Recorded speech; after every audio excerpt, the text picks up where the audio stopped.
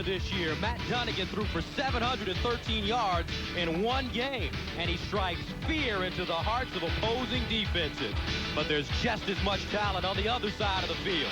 Danny Barrett has made a career out of turning teams into winners. And the last time these two teams met, they scored 100 points between them. Tonight, they'll take their act to the States. It's the CFL on ESPN. It's a warm and breezy night in the beautiful city of Winnipeg as the Blue Bombers play host to the Ottawa Rough Riders in a battle of two Eastern Division ball clubs as the CFL makes its debut on ESPN. Hello, everybody, and welcome to our coverage of the Canadian Football League. I'm Gus Johnson, and a lot of you aren't familiar with the excitement surrounding the CFL, but we've been doing it all year on ESPN2, so go to the refrigerator right now because you're in store for 3 hours of nonstop action. Joining me now, my broadcast partner, three-time CFL defensive MVP Dan Kepley. And Dan, a lot of differences between the CFL and the NFL. 3 words: fast, fast, and fast. This team is nothing but that. Again, there's 37 guys on a roster. As the field length is 110 yards long as opposed to 165 yards wide, 20-yard end zones. There are 3 downs as opposed to 4 downs. There are no fair catches. The kicking game is very important in this game, and it is nothing but speed. Joining us now, Mike Mayock, who's standing by on the sidelines. And Mike, what else can we expect to see this evening? Hey, Gus, thank you very much. You know, the most visibly different aspect of the Canadian game is motion. Don't be alarmed if you see 2, 3, 4, even 5 guys running around for no apparent reason because it's all legal. Let's take a look at what happens. You've got slot backs in the Canadian game who are 4, 5, 40 guys busting the line of scrimmage as the ball snaps. Bang, they're into the end zone. You got backs taking off, backs going this way. You got guys running all over the place, and to keep an eye on it for you is going to be our analyst, Dan Kepley. He's going to tell you what the offense is doing, why they're doing it, and what the defense can do to stop them. Gus? Thank you, Mike. Now let's take a closer look at this ball game. Ottawa comes into the contest with a 2-4 record. They're a very young team. However, they have leadership in their quarterback, Danny Barrett. Well, they certainly do, and I think Coach Adam Rita gave him the ultimate compliment. He said if this Ottawa ball club can rise up to the dedication and the enthusiasm that Danny Barrett possesses, winning will not be a problem. And that's the case what he does. He's very methodical about the way he does. Very balanced attack offensively, likes to run the ball. It opens up his pass. He has a great arm with a tremendous amount of speed. Different story, however, for Winnipeg. They're 4-2 and have a whole lot of experience up front, especially on the offensive line. And in terms of quarterbacks, they have one that can get it done with the best of them. He certainly does. This guy is the epitome of a Mississippi gambler. He'll roll the dice. He'll make it happen. Matt Dunnigan out of Louisiana Tech will do absolutely anything that he can to put the ball in the end zone. And he's got lots of help. He has 4 great receivers, 2 inside slot backs named Gerald Alpin and Gerald Wilcox, outside fast guys, and Blaze Bryant being able to run the ball into the end zone. Take a look at your Eastern standings quickly. Winnipeg on top with Baltimore, along with Ottawa at 2-4, with Toronto and Hamilton and Shreveport bring up the rear. And all evening, we're going to have a special treat for you as Adam Rita, the coach of Ottawa, in the first half will have a wireless microphone on, and Dan Kepley will be able to check in with him and talk a little bit of strategy. And on the other side of the field for Winnipeg, Cal Murphy, 7th season with the in the league rather. He's 71, 42-3, a .625 winning percentage, and hopefully we'll get him with the wireless microphone in the second half of play. Well, we're getting ready for the opening kickoff here in Winnipeg. And Danny, these two teams met last week. They scored 100 points between them, with the Blue Bombers coming up with the win. What can you expect to see today? Expect this ball to be aired out tonight. Matt Dunnigan will put it in. This is a guy that has thrown for 713 yards in a game earlier this season against the Edmonton Eskimos. His main weapon is throwing the ball, and that's what he does. He throws the ball to open up his running game. So Terry Baker will kick it off for Ottawa, and this one is fielded at the 10-yard line by Norris Thomas. Thomas fumbles the football. He doesn't go too far, gets to the 15. So take a look at the starting lineups for the Blue Bombers. Offensive line, and Miles Gorell is the man with all the tenure. The big bookends on both things. They've got 17 and 14 years collectively between those two players right there. Very solid. That's what buys Matt Dunnigan time. And there's your backfield, Matt Dunnigan and Blaze Bryant. two players that you definitely should watch. And the receiver core, Gerald Wilcox, big number 87. On first down, Dunnigan passing. Fires it, and it's complete. This is Gerald Alfin at the 30-yard line. Dowden with the tackle. Now take a look at the Ottawa defense. John Kropke, number 73, one of the better players up front. Meanwhile, David Benefield and Brian Bonner, two very gutsy and tough linebackers. And Patrick Burke in the defensive secondary. He can run with anybody in the league. Second down. And some flags on this play. Looks like Ottawa jumps a little bit. One of the things that the fans down home will see to begin with is that the defensive line is set back off of the ball. There is a neutral zone where the defensive line has to give a 1-yard distance. Offside, Ottawa, 5-yard penalty, first down repeated. That penalty will go against the Rough Riders, and 5-yard penalty makes it first down and 5 from the 34-yard line for Matt Dunnigan and his Blue Bombers. This is Bryant scampering through the middle. He gets close to the 40-yard line, make it the 37 before being stopped. And you talk about Matt Dunnigan, one of the best quarterbacks in the league, threw for 713 yards against Edmonton, setting a CFL record. And when he plays football, everybody likes to watch it. When he plays football, he's one of those kind of guys that around, he rises everybody up an extra notch, an extra level. They play to his level, and when they do, Winnipeg is very tough to defend and play and beat. And here's Dunnigan surging forward for the first down. Matt Dunnigan, so far on the year, he's 155 of 271 for 2,536 yards, and he picks up a first down for his ball club right there. The big number to finish that up is he's thrown for 18 touchdown passes already this season, number 1 in the CFL. First down and 10. From the 42, Dunnigan rolling. Throwing up the sidelines. This one incomplete, and a flag goes on the play, intended for Alfred Jackson.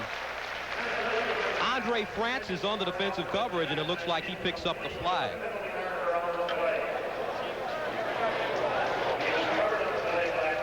Alfred Jackson came outside. He's got great speed. It's a young fella, Action Jackson, as the coach Cal Murphy likes to call him. Does an out and up, and you can see right at the last minute, just a hand, the right hand of Andre Francis comes out, grabs Jackson's, and he gets called for the penalty. So that'll bring up a first down situation for the Bombers from the 52-yard line. And yes, folks, I said the 52 because midfield is the 55 here in the Canadian Football League, and as we told you, only 3 down. Dunnigan passing on first down, fires over the middle, incomplete pass. This one intended for Gerald Wilcox, but there's another flag on the play.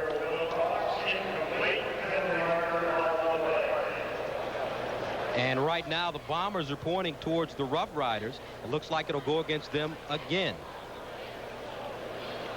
So far on the year, Rough Riders have 78 penalties for 623 yards.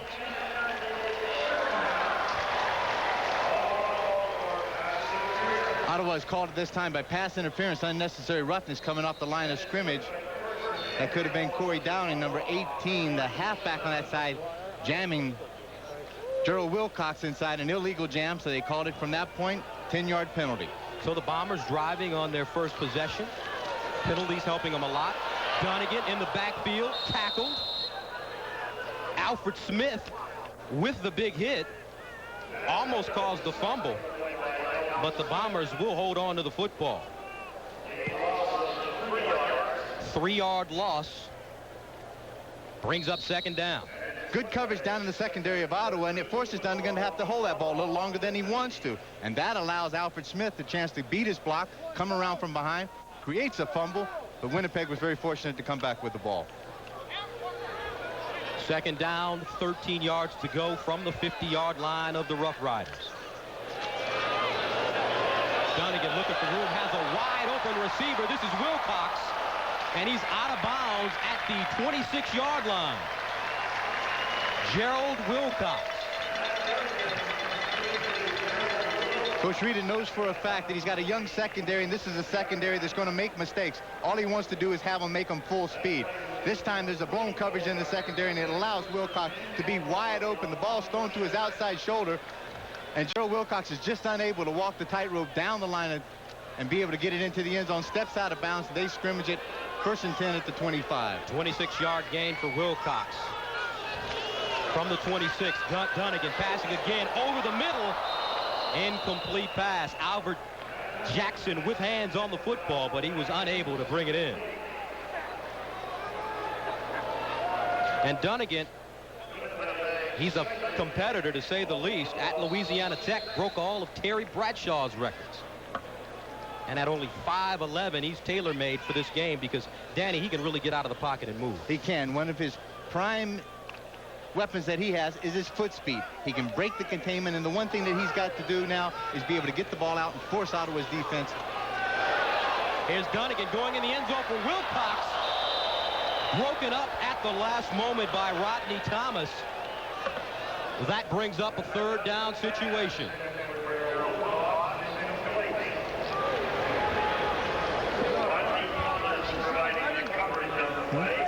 And Bob Cameron. Where's the wind coming? What? You got the wind. Let's return it. As we take a look at Coach Adam Rita on the sidelines. Let's return it, okay? Strike check, Horace. Troy Westwood coming in for a 35-yard field goal attempt. And it's good. So with 10 minutes and 29 seconds remaining in the first quarter of play, Winnipeg strikes first blood. They lead it 3-0, and we'll be back with coverage of the CFL on ESPN in a moment. Stay with us. Take a good look at Troy Westwood here, the kicker. One of the difference in the rules in the CFL game is that the receiving team has the option of having the team that scored the points to kick off, or they can take the ball first possession, 1st and 10 on the 35-yard line. If, in fact, Troy Westwood had missed that field goal, now comes to play how the kicking team can actually score a single point, or in Canadian League, it is called a rouge. If he misses the field goal, if the return team has the option of downing the ball in the end zone, they give out 1 point. They'll give up 1 point and scrimmage the ball on the 35.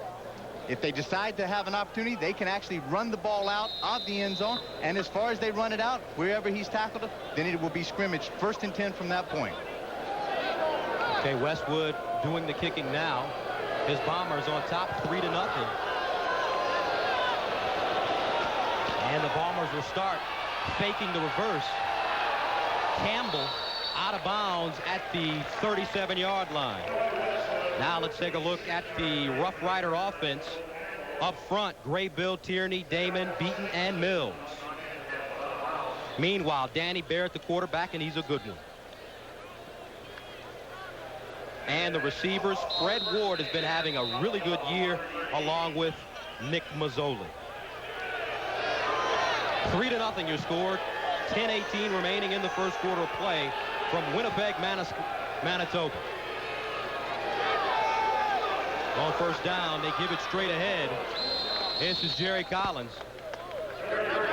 Gains a bunch, close to a first down, gain of 9.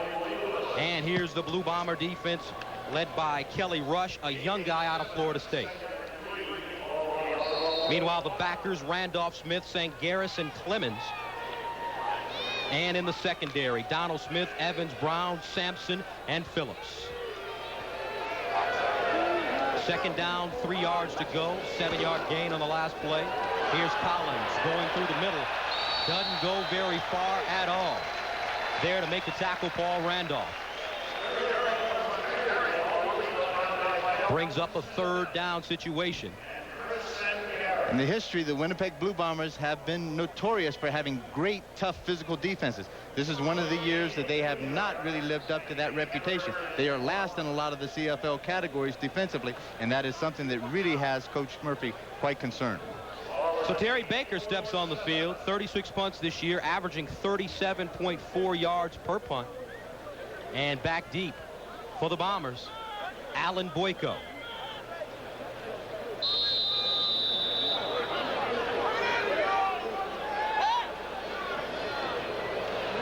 Boyko, 30 returns for 173 yards this year, his longest a 14-yarder.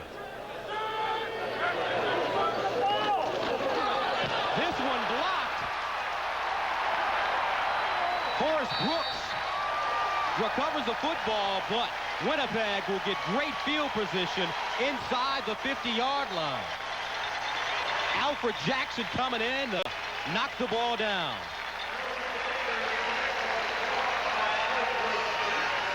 You can see Alfred Jackson just lined up just to the right of your screen. Nobody's out there to block him. And Alfred Jackson's a speedy wide receiver. 33, Dean Noel is too slow getting out there, and it allows that speed of Jackson just to come in, gets up in front of Baker, sails out in front, boom, gets the block right there, and the ball goes out of bounds. Possession to Winnipeg. Matt Dunnigan will start from his own 40, from the 44. Complete. This is Gerald Alfin. Alfin to the end zone. Touchdown, Bombers.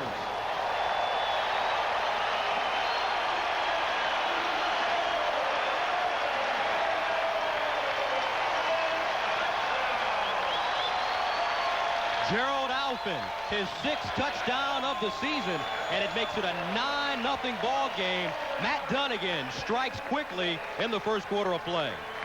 On both sides of the field, it looks like the Ottawa defense has made mistakes in the secondary. This time it allows Gerald Alfin just to come wide open again from the inside slot. He's landing down there all by himself. All he has to do is catch the ball, squeeze it, get by one guy. And the extra point is good, so with 8 minutes and 21 seconds remaining in the first quarter, it's a 10-0 score. Matt Dunnigan putting points on the board in a hurry as usual. Stay with us. We'll be back in a moment. No call. Call it for 6 points for the Winnipeg Blue Bombers. Gerald Alfin comes in this ball game with 26 receptions. As you take a look at Matt Dunnigan's numbers on the year, and they're very impressive. 10 interceptions, 18 touchdowns. Gerald Alfin, 345 yards worth of receptions so far this year. Rough Riders from the 20-yard line, and they'll get to the 30-yard line. Fred Ward with the return. Now these guys played last week, came up with 100 points, 59-41, and is that the kind of scoring you can be accustomed to in the CFL? You can get used to this kind of scoring, and they can score a lot in a very short period of time. Winnipeg had the lead 35-0 right before the half. They went in halftime at 35-10, got as close as 35-33, and then Winnipeg was able to turn it on. And there's an injured player on the field right now for the Bombers, Alan Wetmore, a backup fullback, and it looks like he's having problems with one of his knees, his left knee, as you see the trainers tending to him. Wetmore, 6'3", 225 pounds, out of Arcadia University, and he's in his 2nd year with the Winnipeg Blue Bombers. And you take a look at Cal Murphy. He's the head coach, 7th year here. Career record of 71, 42, and 3. And Cal won the championship in 1984. He's one of the more legendary coaches in this conference. I had the pleasure, and I don't know, sometimes it may not be a pleasure. He was the offensive coach, the offensive line coach, when I was at the Edmonton Eskimos in 1978 through 1982. And he is one of the toughest coaches that I have ever been around. And he is a walking miracle, folks, because about 2 years ago, he had a complete heart transplant, and he decided after the heart transplant to come back and be on the sidelines. So our hats are off to Coach Murphy. Now let's go to Mike Mayock, who's on the sidelines. Hey, Gus, 2 quick things. Number one, we had a conversation with head coach Cal Murphy of Winnipeg yesterday where he told us they came close to blocking 4 punts in the last 2 weeks. And he said that one of the goals for today was to get one. And obviously that set up the 7-point touchdown. Secondly, when we talked to Adam Rita yesterday, his biggest concern was getting down early like they did last week. Last week they got down 35 points, got back in the game, but couldn't get over the top. So Adam Reed is over there lecturing his guys right now, saying you got to hang in there and let us climb back into this game. Gus? And as you see right now, Wetmore being helped off the football field. Dan, you wanted to jump in there? Well, I was just going to say, Adam Reed said one thing. He said, our team needs to make the big plays. Not necessarily scoring or making touchdowns or kicking the big field goal, making the big sack or the tackle, but also big plays, not allowing big plays to happen against our team. And that was one case right there where you saw a missed block, miscommunication up front, and it allowed Jackson to come in and block that punt. Those are the kind of things that he's trying to eliminate from this young ball club. So Danny Barrett will start 1st and 10 from his own 31-yard line. They give straight ahead. Darren Joseph. He picks up 1, possibly 2 yards before being stopped. Melvin Smith with the tackle. It's very unusual right now to see Danny Barrett come out and be very contented to just to run the ball the past 2 series of plays. This Winnipeg defense plays it pretty tough between the tackles. What he needs to do, if he's anything, is try to spread this defense out a little bit, create some space, throw the ball, and then it may open up that running game somewhat. 2-yard gain, 2nd down, 8.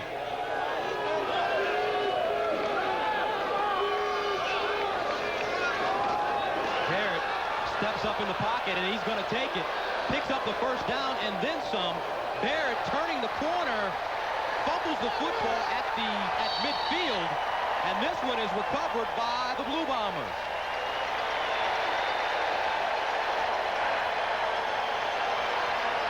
All right. Ball recovered by Paul Randolph. Got it. Ward. Ward. Ward. Were you there? I was in the in route with Okay. Coach. Yeah. Were you here? Was that you here? Okay. Adam Reed just checking with Fred Ward DJ. there to see if he was actually out there running in the pass pattern. One of the things also about the Canadian Football League is that you do not have to have possession of a ball that's going out of bounds. The last touch, when the ball leaves, creates possession. Here's Blaze Bryant on the draw play. Tackled by Mark Scott, but not until he gets to the 35-yard line of the Rough Riders.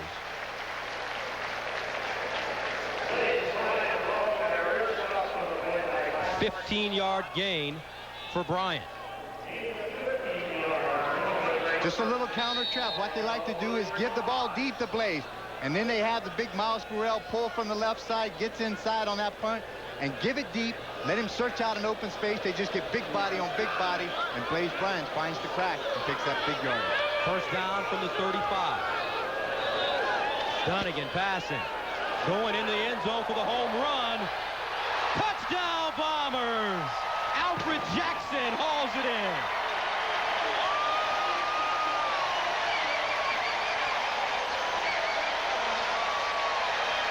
And folks, we told you to go to the refrigerator early. We were not kidding with you. There will be a lot of points scored in this ball game this evening. Alfred Jackson has just been a great find for the Winnipeg Blue Bombers. Coach Cal Murphy paid him the ultimate compliment. He said this could be as good an athlete as you ever want to see. All it is just a streak route, speed against speed. And Andre Francis just does not have the speed to keep up with Alfred Jackson. Matt Dunnigan lays it out there, makes it look like an easy 6 points. And the point after try is good. Alfred Jackson, his 6th touchdown of the year.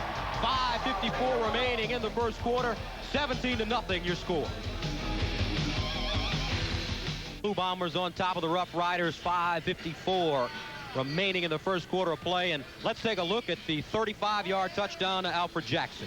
Sprint throwback by Matt Dunnigan. What he wants to do is sprint up. He sets behind the guard, tries to get the safety to cheat a little bit over to the wide side of the field, gets the one-on-one coverage back to the weak side that he wants. All he does is air it out, put a lot of air underneath the ball, and let Jackson run underneath it, and that creates a 6 points. Having a great year, 26 receptions already, 660 yards, 6 touchdowns. So Troy Westwood prepares to kick it off. And back deep for the Rough Riders, Patrick Burke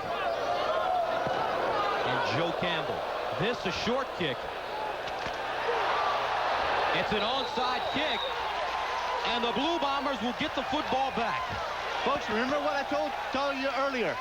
The Winnipeg Blue Bombers came down, the ball traveled 10 yards, and they were the first and the last to touch it. And once it went out of bounds, it became possession to the Winnipeg Blue Bombers. You do not have to have control of the ball.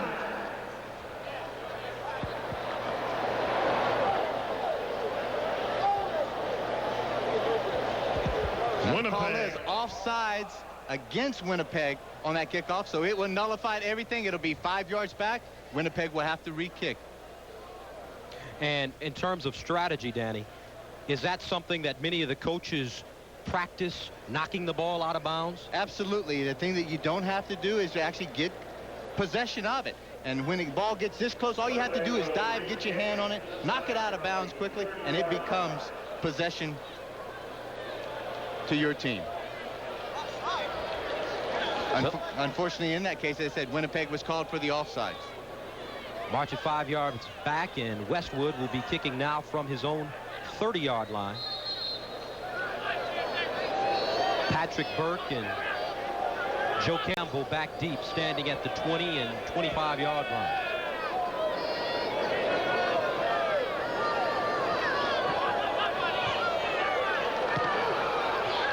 This will be Campbell from the 23. Campbell finds a seam up the middle, stays on his feet. He's tackled by Donald Smith. Now let's go down to Mike Mayock on the sidelines. Hey guys, just a quick injury update. Fullback and special teams player Alan Wetmore strained his left knee ligament on the outside. As you can see, he's got the ice on the left knee. He's got the shoulder pads off, and that means he is out for the rest of the game. Gus? 5:36 remaining in the first quarter, 17-0. Danny Barrett trying to get something going for this Ottawa Rough Riders ball club. Barrett fires out to the far side, but it's incomplete. Intended for Fred Ward. Just a quick hitch screen out to Fred Ward, trying to make something happen quickly, catching Donald Smith, playing off of Ward, the outside receiver. Quick two-step drop, turn, pivot, good release by Danny Barrett. Ward just didn't look the ball in. On the year, Danny Barrett, 100 of 188 for 1,470 yards, 9 touchdowns, 7 interceptions. Second down and 10. Pressure from Randolph. Barrett gets it off anyway, but it's incomplete, intended for Horace Brooks. But there, Paul Randolph with the big hit on Danny Barrett, and it forces a punting situation for the Rough Riders. Paul Randolph, 6'1", 225 out of University of Tennessee at Martin. Wasn't blocked at all. All he did was come from the weak side. Danny Barrett was going to stop, pivot, throw back to the backside, and when he did, he turned around and looked. He was looking face-to-face with Paul Randolph, and Paul let him know that he was there. Randolph almost coming up with his first sack of the year. Forces a third down situation, and Terry Baker comes in to send it away with Alan Boyko back standing at his 12. Folks, this comes up an interesting situation. Now, you're watching the punt. There are no fair catches in the Canadian Football League. The coverage team has to give the return guy a 5-yard cushion to return the ball. We'll get into this a little later as this game goes on. Beautiful punt by Baker, angled toward the near sidelines, and it goes out of bounds at the 11.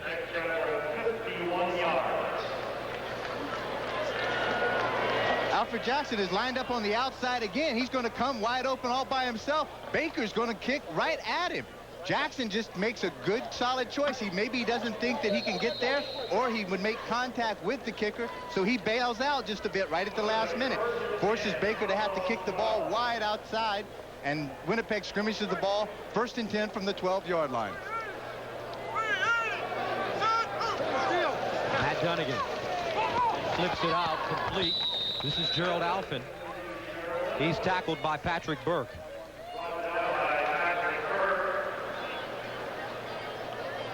Matt Dunnigan really does utilize the inside slot backs. Gerald Alphin and Gerald Wilcock are having great years for the Winnipeg Blue Bombers. And what they try to do is get up some opportunity to try to bring that safety in to create double coverage on one or the other of those two guys. And then he takes it downtown to the end zone to either Holland or Jackson on the outside.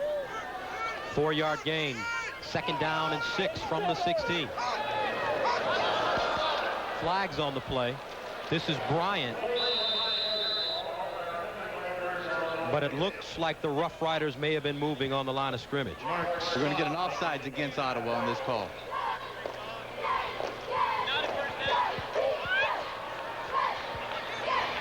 And that's exactly right.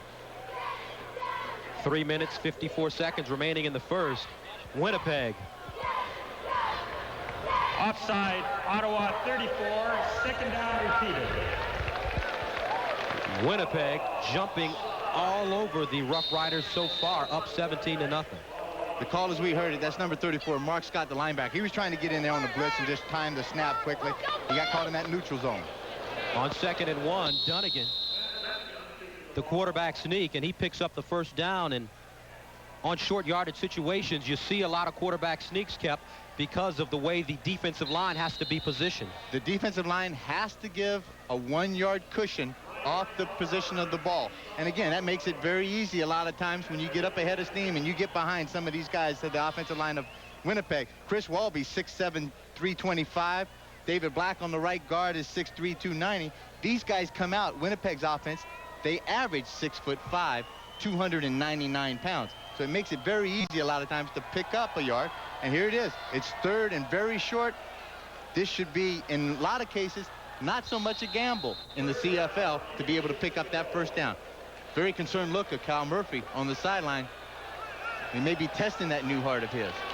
And Dunnigan takes it himself again, and he picks up the first down. But as you see, another flag litters the field.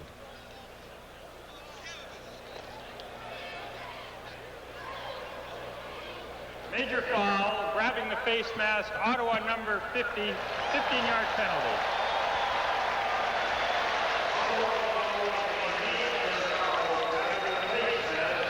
A face mask penalty against the Rough Riders, 10-yarder. And there's more penalties coming. John Kropke with the penalty. 8 first downs so far for Winnipeg. Here's Dunnigan throwing to the near side, complete to Holland. Holland turns the corner, almost breaks away. Stopped at the 50-yard line. Corey Dowden making the saving tackle. Very innocent looking play. Just a little hitch pass out to outside to Holland. But Patrick Burke is really giving him a soft cushion. And then when he comes up to try to make the tackle, doesn't break down on him, allows Holland to make a good spin move to the outside and picks up additional yardage and keeps this possession alive with another big first down. Jamie Holland averaging 11 yards per catch. 17-yard pickup on that play. Dunnigan. This is Wilcox. Wilcox ducks out of bounds close to the Ottawa 40-yard line. Rodney Thomas with the tackle. One-on-one coverage. You got Rodney Thomas against Wilcox. He just makes the good quick out move, and he breaks and creates a lot of cushion between he and Thomas. Matt Dunnigan forces the corner, sprints out. Nobody's in his face right at the last minute until Brian Bonner, number 90, comes in and just throws Matt Dunnigan down just to let him know. Not too many people are getting close to Matt today, so he just wanted to let him know that he was in the vicinity. 11-yard gain. Dunnigan, plenty of time. Over the middle, incomplete pass intended for Jamie Holland. Rodney Thomas there again on the defensive coverage.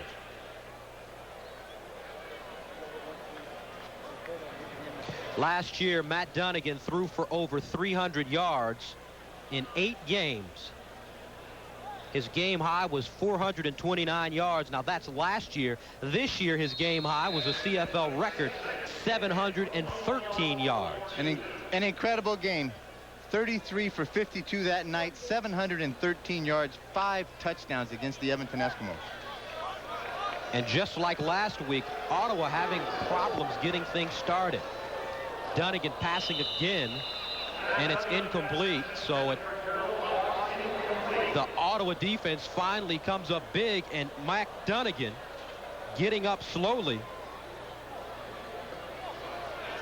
That has to put fear in Cal Murphy's eyes.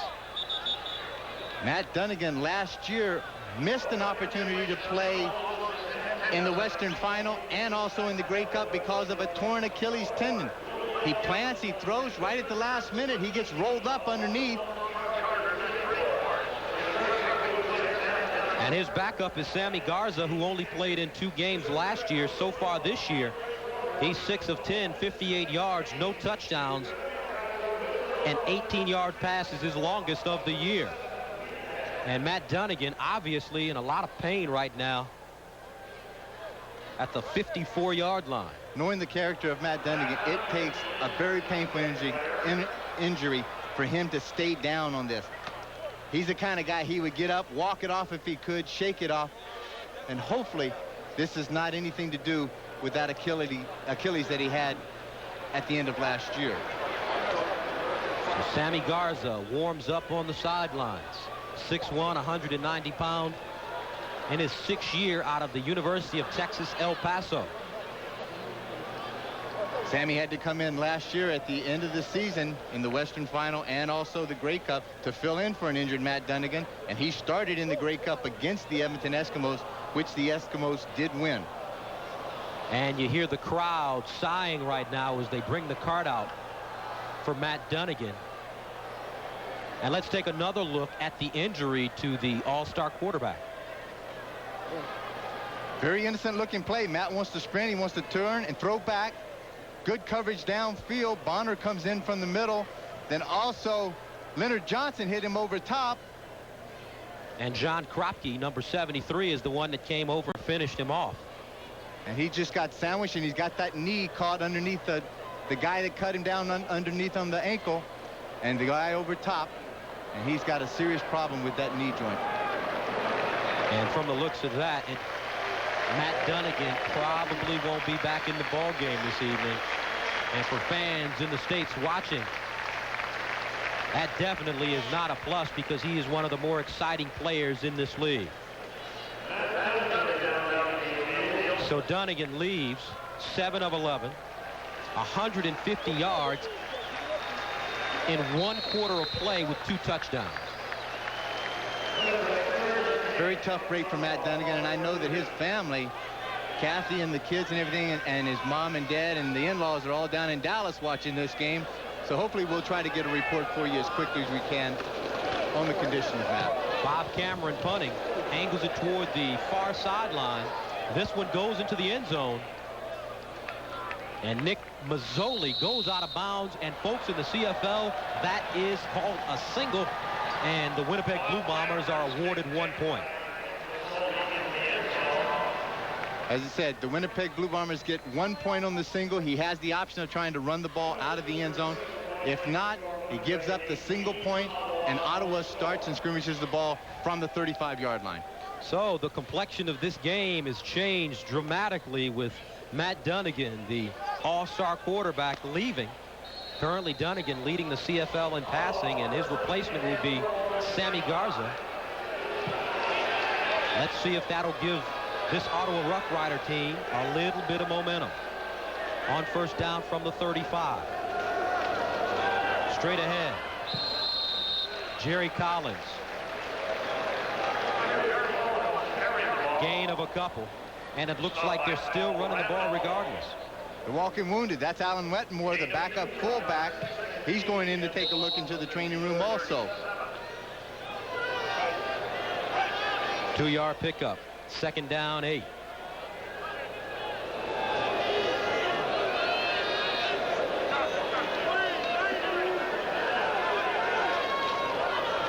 Barrett pressured, dumped in the back of the, and here's Kelly Rush picking up the football. Touchdown Bombers.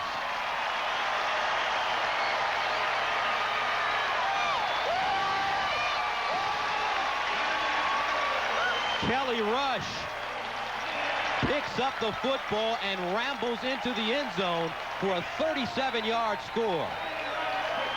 But there to make the hit was Kelvin Smith. The sign of a true championship team right here is when all of a sudden you lose one of your warriors on offense and the defense rises to the occasion and to the challenge. Kelvin Smith comes in, creates the sack on Danny Barrett, and Kelly Rush out of Florida State University picks it up and rambles in. This is a big guy. He's 6'7", 255, and he was motoring it into the zone. Kelly Rush, 6'7", 255 out of Florida State, and He makes a 24-0 ball game with 13 seconds remaining in the first quarter of play. And it's now a 25-0 ball game. Big hit by Kelvin Smith. Both these men out of Florida State University. Solid coverage in the Winnipeg secondary forced Danny Barrett to have to double pump that ball. And when he brought it down to reload it again, Kelvin Smith came in and said, nothing doing. Gave him a shot from the blind side, and Kelly Rush easily walks in with the major score. So this game is starting to mirror last week's game. They were down 35-0 at one point. It's like a bad movie for Coach Adam Reedus. Sitting there, been there, seen it, done it, got the T-shirt. He gave up 35 points last time. He was able to come back 35-10 at halftime. Oh yeah. Take a look at your defensive line. Kelly Rush, the junior member, a lot of experience up front there. This team has a lot of experience, both offensive line and defensive line. Kelly Rush is just an unbelievable athlete. Coach Murphy happened to say yesterday he is loaded with talent. He's had some problems with discipline off the football field, but on the football field, he's a very disciplined ball player and gets the job done, as we just saw. 25-0, 8 seconds remaining in the quarter. Westwood kicks, fielded by Campbell at the 15. Joe Campbell still on his feet at the 50 and is dragged down inside the 55-yard line. Darrell Sampson with the saving tackle for the Blue Bombers. Well, this is where Danny Barrett's got to come out. He's got to make something happen offensively. You get a big return this time by a guy that just came onto the roster, Joe Campbell, as a backup running back, puts him in good field position. Winnipeg loses their main threat of Matt Dunnigan, and you got to try to put the ball in the end zone and score some points and get yourself back in the ball game. This one intercepted. Sampson makes 2 big plays in a row. Darrell Sampson. And that's the end of the first quarter of play, and your score 25-0. The Blue Bombers on top of the Rough Riders. We'll be back in a moment with the second quarter of play. Back at Winnipeg Stadium in Manitoba, where your score is 25-0. The Blue Bombers trying to extend their 9-game home unbeaten streak. And here's Sammy Garza in the ball game for Matt Dunnigan, complete. This is Gerald Wilcox at the 50, turns it upfield and gets to the 50-yard line of the Rough Riders. Good confidence-building pass for Sammy Garza. Sammy Garza obviously doesn't get a lot of playing time when you got a guy like Matt Dunnigan ahead of you. But when you do come into this, it's a great situation to come in with a 25-point lead right now. A lot of pressure's off, but the one thing that happens with a team like Winnipeg, or any of these teams, is when you lose a key player like that, everybody else seems to notch their belt up a little tougher and play a little harder to get the job done. 20-yard gain on the last play. And Blaze Bryant tries to go toward the outside, but he's tripped up, but not before he gains close to 5. And take a look at Blaze Bryant's numbers last week against this Rough Rider ball club. Some pretty impressive statistics there, Dan Kepler. Incredible, and the one thing there, that was a 92-yard kickoff return for a touchdown that he did that happened to break the game open late in the fourth quarter for the Winnipeg Blue Bombers. On second down, Garza complete. This is Gerald Wilcox again, and he stays in bounds for the first down. This is nothing new for the young Garza in the case. Like I said, last year he had to suit up and start in the Grey Cup, which is the Super Bowl of the Canadian Football League. And he came in and played very well. The team ended up losing, but his effort was as much as he could possibly do. Cal Murphy pretty confident on the sidelines now with his team up 25-0, and we're just underway in the second quarter of play. Garza going in the end zone. It's intercepted. Andre Francis with the interception, and he's tackled inside his own 5-yard line by Alfred Jackson. You can just tell right now the big difference in the quarterback throwing the ball. That ball hangs up. It doesn't have any velocity on it. It doesn't have a lot of strength on it. Garza just kind of throws it back. As Garza comes back, he's going to sprint, throw back. It's the same pass that the touchdown was had before. Jackson has him wide open. He has Andre Francis beaten, and Garza just hangs it up there. And then you can see a very dejected Sammy Garza. Andre Francis with his 3rd interception of the season, and he is the leader in the secondary for the Rough Riders. Here's Collins.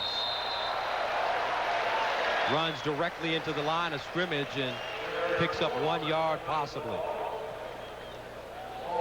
Jerry Collins is the brother of Washington Redskins linebacker Andre Collins, and there are a whole bunch of people in this family. Oh, I tell you what, we don't have enough airtime to name all those people, too. 19 brothers and sisters in the Collins family. Great athletic family.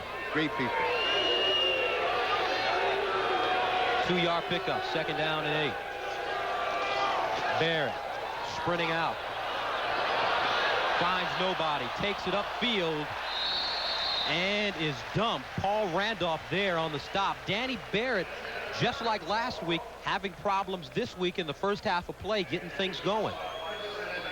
At one time when he was younger, not noted for his foot speed now, but he will run when he has to. Good coverage downfield by Sampson and Phillips, the halfback in the corner on that side. Danny's just trying to tuck it up, look at the first down marker and pick up one, and there's nothing doing. Looks like that could be Kelly Rush down on the turf. Kelly Rush, who came up with the big touchdown on the fumble, and he's getting up slowly. Rush with 3 sacks last week against this Ottawa team. And we're going to have CFL football for you all year long. Saturday, 3:30 p.m. Eastern, 12:30 p.m. Pacific. Edmonton will take on the Sacramento Gold Miners. Edmonton 4-2, Sacramento 3-3. And Edmonton linebacker Larry Ruck leads the CFL with 34 defensive tackles, all coming up Saturday on the Deuce. Gus and Edmonton Eskimos are led at the quarterback by Damon Allen. That's a younger brother of Marcus Allen. So plenty of action on the CFL on ESPN2 and tonight ESPN. As the trainers continue to tend to Kelly Rush. In 93, Rush 8 games, 20 tackles, 12 assists, and 3 sacks for the Blue Bombers.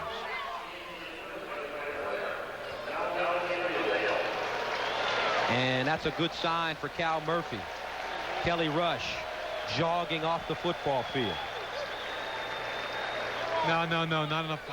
Having already lost your quarterback, and then now at this point the possibility of losing one of your mainstays on the defensive line, it really does put some emphasis on Danny Barrett to make some things happen offensively for the Ottawa team to get them back in this ballgame. Terry Baker standing 1 yard in his own end zone. Alan Boyko at midfield. This one almost blocked. A bomb at the 50-yard line. Norris Thomas with the return. So 11 minutes, 37 seconds remaining in the second quarter of play. Bombers on top, 25-0.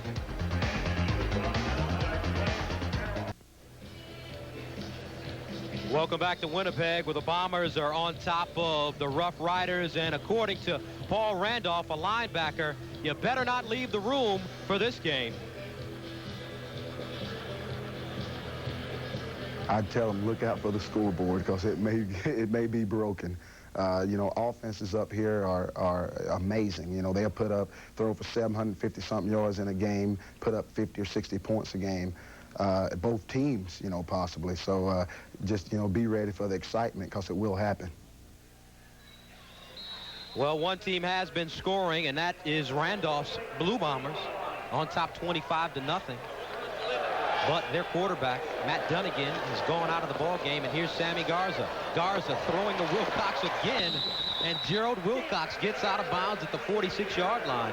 Rodney Thomas on the tackle, but Gerald Wilcox, Danny, just working on Thomas and the rest of the Rough Rider secondary tonight. I think he was working a little too hard that time. They may have got him for illegal procedure on that time.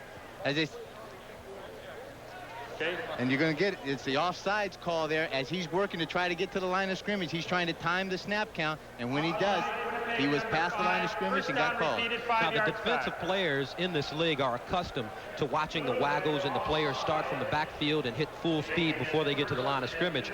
How much of a advantage is that to them? Well, it certainly is an advantage, but what they have to do, they just have to position themselves well on defense. If you're going to jam the guy at the line of scrimmage, you may have to make sure that you get a good solid jam, or else he's going to have got the momentum that he can run right by you, and all he needs is just a small cushion to be able to catch a pass as Wilcox just did.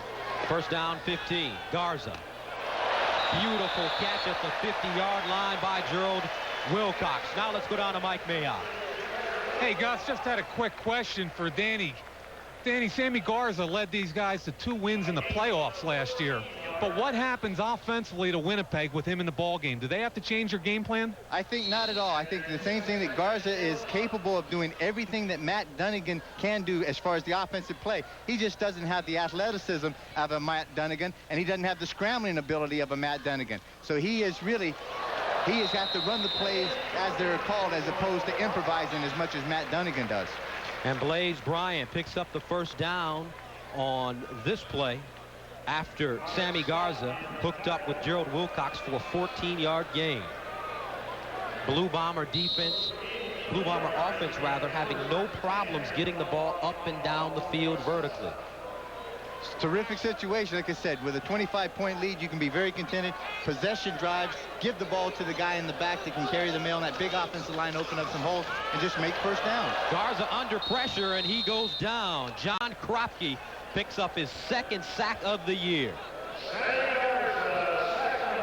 And those are the kind of plays that Coach Adam Rita is looking forward to from his defense. Garza not being as quick to read as Matt Dunnigan would be. John Kropke does an excellent job up front, getting by the block, getting off of it, and getting right into Sammy Garza's face quickly and getting him on the ground. Loss of 10 on the play. 2nd and 20. They sent Jamie Holland to the far side of the field. Garza going up top again. Incomplete.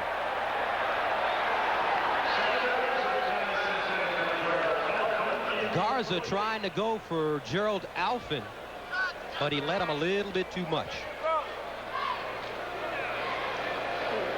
Sammy Garza wants to come out. He just wants to sprint out this way, stop, throw back, and he wants to see if he can lead that safety off to the weak side and see if he can look him off. Now, he just doesn't look at him hard enough. The safety makes a good throw, does a spin move, comes back. Paul Clatney, a little late getting there. The ball had a chance to be caught. It goes incomplete. Bob Cameron punting it toward Joe Campbell. Campbell at the 16. Gets up close to the 30-yard line. 9 minutes left. Winnipeg still holding on to a 25-0 lead. We'll be back in a moment. You won't see Matt Dunnigan, unfortunately, for the rest of the evening. Gus? Thank you, Mike. Cal Murphy loses his first-string quarterback, and hopefully he won't have to miss any more than just this ball game. Danny Barrett, 1st and 10 from his own 28. Here's Collins trying to turn the corner. Collins breaks 1 tackle, 2 tackles, gets up close to the 35-yard line, make it the 34. Kelvin Smith with the tackle. Again, this is a very similar situation that Ottawa caught themselves in last week. They were down 35-0 going into the second quarter, ending right about the halftime. Counter trap this time to Collins. He does a good job of getting outside. Good penetration by Mikowas to tackle. All of a sudden, he does an excellent job of breaking the tackle of Sangaris there and picks up a few yards. 8-yard gain, 2nd and 2. Here's Collins again. He picks up the first down.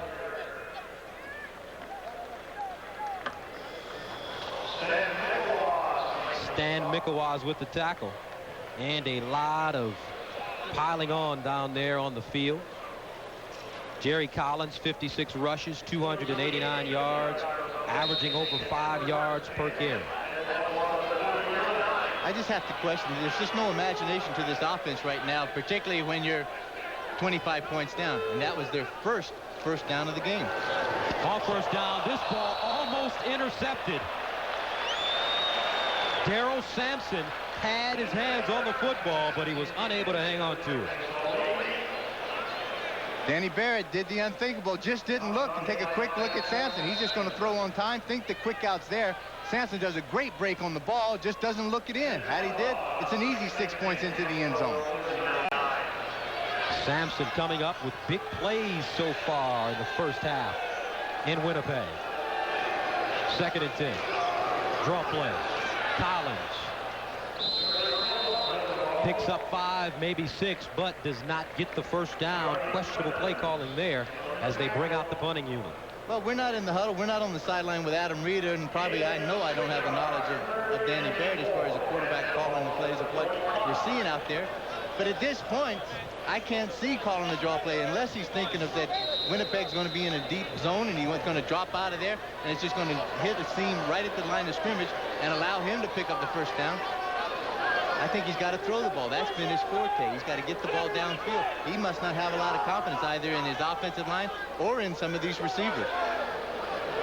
Winnipeg rushing 10 players here with Alan Boyko, the lone deep back, and there are penalty flags on the field.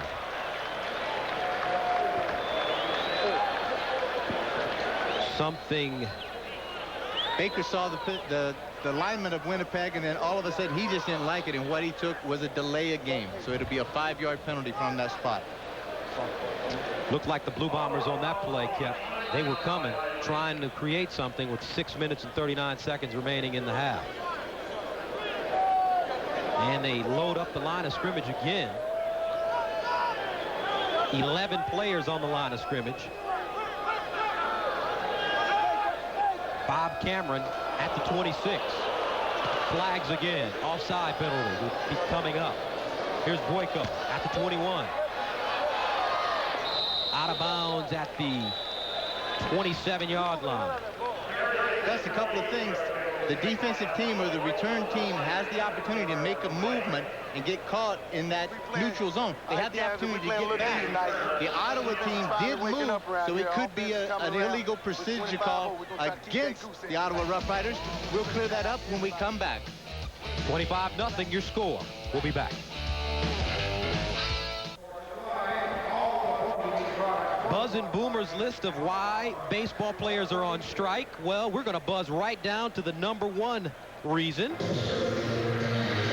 Because they wanted to watch the CFL on ESPN. Well, thank you, Major League Baseball. We appreciate that. I can imagine that, some of those guys have probably got some pretty big television sets to watch this CFL game on tonight. 6 minutes, 29 seconds remaining in the first half of play, and Winnipeg is on top 25-0. And this game pretty close to last week's contest when at one point the Bombers were up 35-0. He never blocked him. You just hear that last call right there. Coach Reeder going over there. That's Terry Baker, the punter, standing behind. That's Darrell Patterson, the special team coach. And he just said he never blocked it. Well, that's happened in 3 occasions of punts in this game. Garza, this one almost intercepted as he was going out for Gerald Alphin. Corey Dowden with the pass knockdown. Joe Alphin comes in. Corey Dowden does an excellent job. Good close and coverage. And then when he makes the break, he cuts up underneath Alphin. The ball's just not thrown quickly enough. As I said, Sammy Garza doesn't have the arm speed or the arm strength that Matt Dunnigan has. So he's got to throw that ball a little earlier. 2nd down. Garza. Incomplete. Andre Francis knocks it out of the hands of Alfred Jackson, but there are flags on the play. We'll have a holding against Winnipeg in the backfield. So Sammy Garza. Winnipeg 25, decline, 3rd down. Kep, you can see Sammy Garza hadn't played an awful lot, and he's a little rusty. Take a good look. Now we're going to have some waggle motion coming up just to the right of your screen. That's Chris Johnstone, the fullback. He waggles up, and Benefield, the outside linebacker, does a good job, and Johnstone gets the hand up around the shoulder pads. Little grab from that area. They called it on the spot. Bob Cameron standing at his own 15-yard line. Gets this one high, spiraling punt. Joe Campbell at his 40. Runs over one defender and is dumped at the 36-yard line. Kevin Robson with the tackle. Well, the arena football is coming up Friday at 8 p.m. Eastern, 5 Pacific. The Albany Firebirds taking on the Las Vegas Sting. This is a playoff quarterfinal game. Albany was 10-2 and the American Conference champions, while Las Vegas is the one sub-500 team in the playoffs. It's all coming up on the Deuce. First down and 10. 5:20 remaining. Barrett, pressure. And he's taken down by Chris Sangaris. Danny Barrett having a very tough night, and particularly that offensive line is having a tough night with the Winnipeg defensive line. Lewis, Mikawas, and Rush had no problem that time penetrating, getting up the field, and getting in Danny Barrett's face as he was trying to sprint out to the corner and throw the out. They got in his face, forced him to scramble, held him to about a 1.5-yard loss. Second down, 11.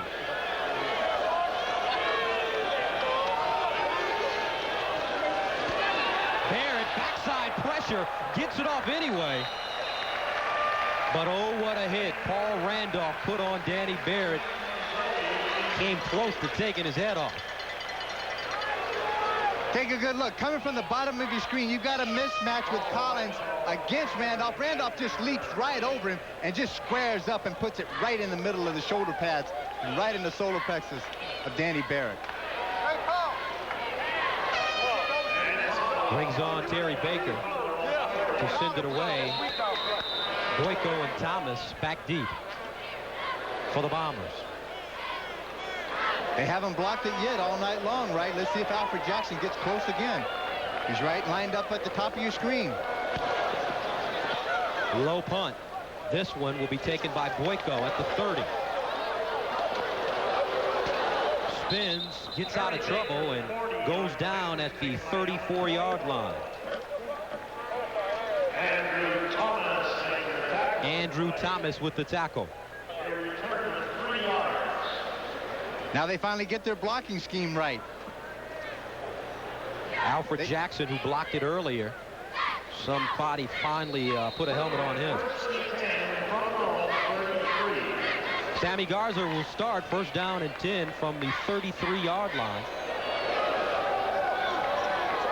with a 25-point lead. The shovel pass.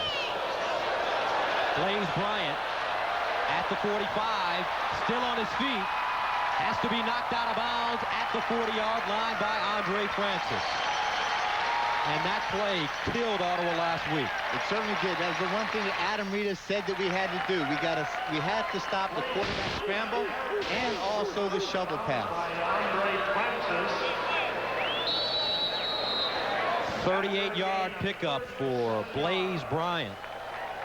And he's continuing to play well after having an impressive performance last week against the Rough Riders.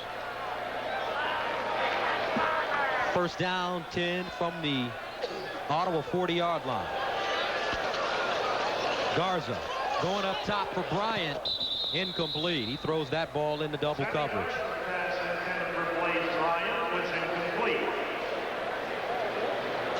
And another penalty on the play, this one going against the Bombers. And kept, when you have situations like you have here, home and home series, back-to-back rather, in the CFL, after a blowout like last week, are these normally things that happen? 66, 10-yard penalty, first down We're repeated. trying to figure out whether these two teams they can correct their mistakes through the course of the week. It's a very short week. It's an easy preparation week for the coaches, and a lot of times the team that lost the first game has an opportunity to come back and win that second game. You can take a quick look there. They were just showing the replay of Sammy Garza's response to a bad throw that he made out of bounds. First down and 20. Draw play. Johnstone. And there are more flags on the play. This one at the 50-yard line on the far side. Now let's go down to Mike Mayock. Hey, Gus, I was just standing there as Coach Adam Rita and Danny Barrett had a little conversation about the last series, and obviously he's not getting a whole lot of protection right now. What they're going to do is they're going to go to more of their 50 series, which is maximum protection, and they're going to go straight drop back.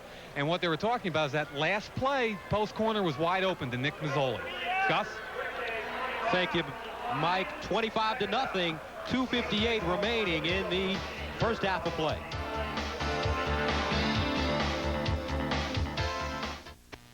And here's Sammy Garza going up for Wilcox, makes the reception, but he was out of bounds when he caught the football. Looks like he could have had a little bit of help from Rodney Thomas, though. That bite coming from Danny Barrett about winning championships. Wilcox has run 2 outs earlier that he had good success with. Now he tries to get Thomas to bite on that out and up. The ball stone just out of bounds very slightly. Wilcox almost had an opportunity to come up with a major league play. Third down and 20. Bob Cameron standing at the 45.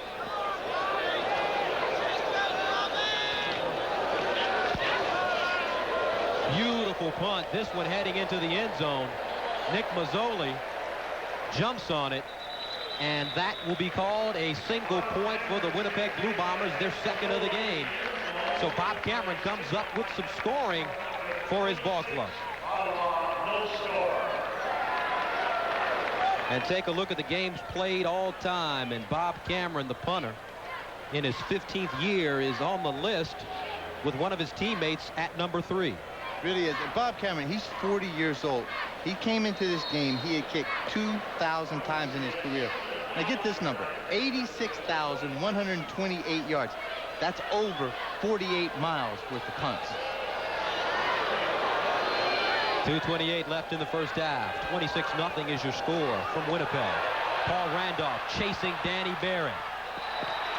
Barrett gets it off, but he had to quickly make a decision and get rid of it. Paul Randolph has really showed his quickness, and he's a perfect example of the speed that the linebackers in the CFL display. Winnipeg Blue Bombers have historically had great linebackers, and this time Randolph is no exception to this case. Good speed, very physical, and he has terrific technique, as you showed there. He came from the outside, blitz to the upfield shoulder, did not lose containment, chased Danny Barrett out of bounds, forced him to throw the ball.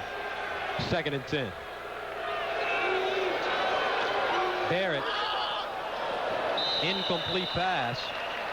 Darren Joseph, the intended receiver, but he decided not to look up for the football. A little miscommunication there. Danny Barrett just does not look very comfortable standing in the pocket. He had plenty of time still to hold on to that ball a little bit because he had the matchup that he wanted. He had Darren Joseph against Sangaris, the linebacker, a one-on-one mismatch they'd come to, and that time Danny could have waited just a little bit, let him create a little more cushion in between he and the linebacker, may have had a chance for a completion. So Terry Baker ready to send it off at the 20 to Alan Boyko, who's at the 26.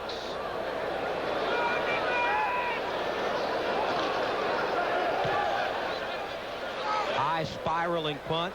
Boyko at the 31.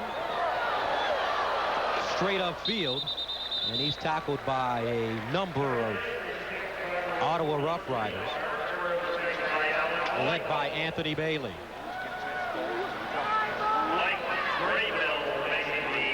And you take a look at Matt Dunnigan on crutches, and that's not a good sight to see. Well, it certainly isn't. And he's got ice around the knee, obviously trying to contain the swelling as much as he can. You can't make a real definitive decision medically about what is wrong with it, probably because the swelling has taken place in that joint. So hopefully they try to get that down and just rest it and take the trauma out of it overnight. So his backup, Sammy Garza, 1st and 10 from the 40, complete. Gerald Wilcox. He's stopped by Rodney Thomas. Gerald Wilcox has been everywhere today for both quarterbacks, Sammy Garza and Matt Dunnigan.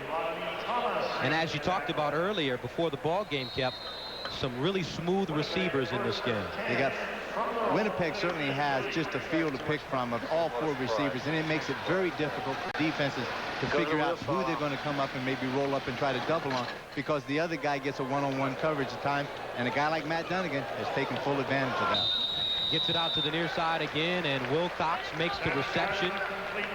Rodney Thomas with the tackle.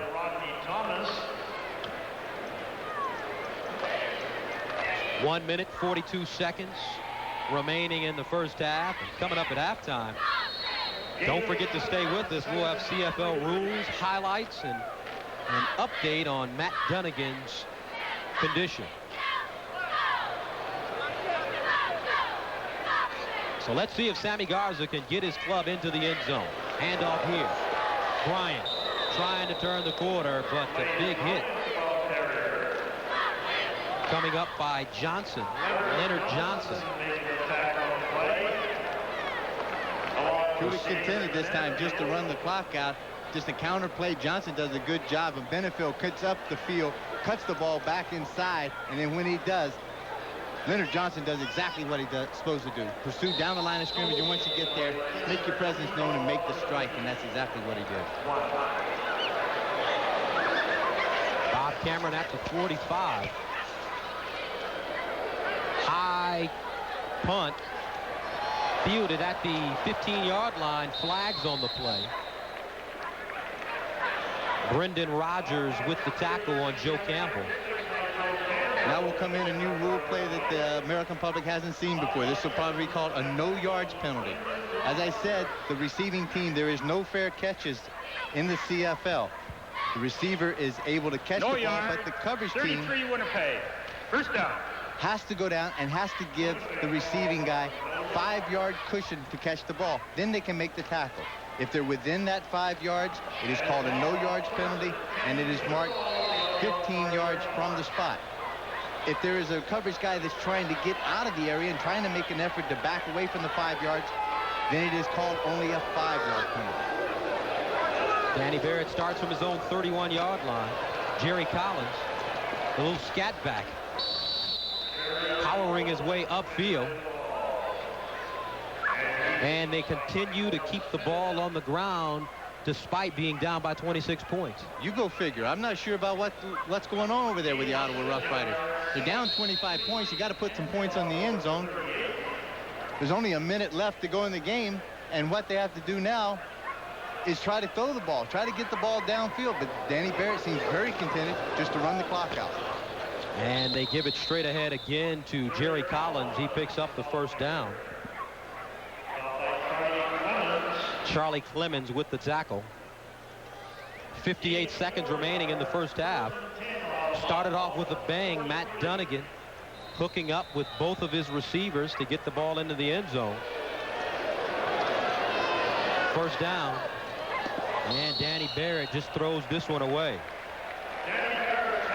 Now let's go down the sidelines with Mike Mayock. Joining me is Matt Dunnigan. And Matt, give me a little overview on how it happened. It actually didn't happen on the sack, did it? No, happened a quarterback sneak about 4 or 5 plays earlier. Leg just got tied up on something and fell on. And then you saw what happened in the quarterback sack. It just got bent over. And unfortunately, it's not as serious as they thought. Second degree, maybe medial collateral. And take an MRI as soon as possible and go from there. So, Kathy, everything's good. Mom, Dad, you know what happens. But good news is it's, I'll be able to come back this season. Okay. You heard it here. Thanks a lot, Matt. We'll go back up to Gus. And Horace Brooks comes up with the reception, and he uses his moves to get upfield. That's the first reception for Horace Brooks. 15-yard catch. Earl Brown with the tackle. 40 seconds remaining. Barrett going up top for Fred Ward. Incomplete. Good defensive coverage there for the Winnipeg Ball Club. Donald Smith running stride for stride with him. Earl Brown also in the play. Not a lot of imagination to that play again as Danny Barrett just comes out. He sprints out to the right. He wants to set up and throw back to Ward, streaking down the sideline, but he doesn't do a lot to try to pull the safety out of the middle. And all the safety does, Earl Brown's just standing there playing center field, and he was able to get over there to make a play on the ball. 2nd down and 10. They load up the far side of the field. Barrett dumps it underneath. That's Horace Brooks again. Kelvin Smith with the tackle. With only 26 seconds to go, Winnipeg's very contented. They're playing a deep drop zone, 3 deep zone, allowing everything to be thrown in front of them, and then pursue, react, make the tackle, run the clock out. 26 seconds remaining in the first half of play. Danny Barrett trying to get his team on the scoreboard before the end of the first half. Pressured, steps up in the pocket. Barrett taking it himself.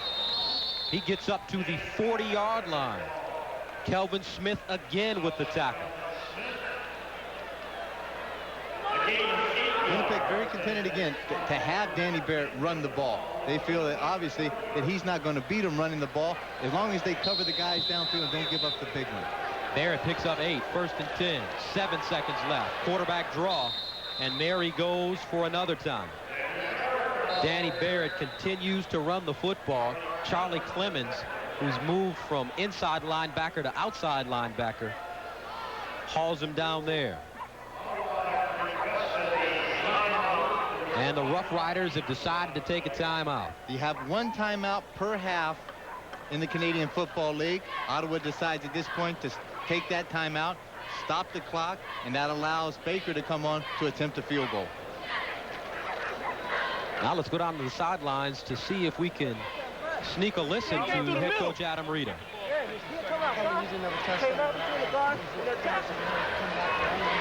Come on, babe.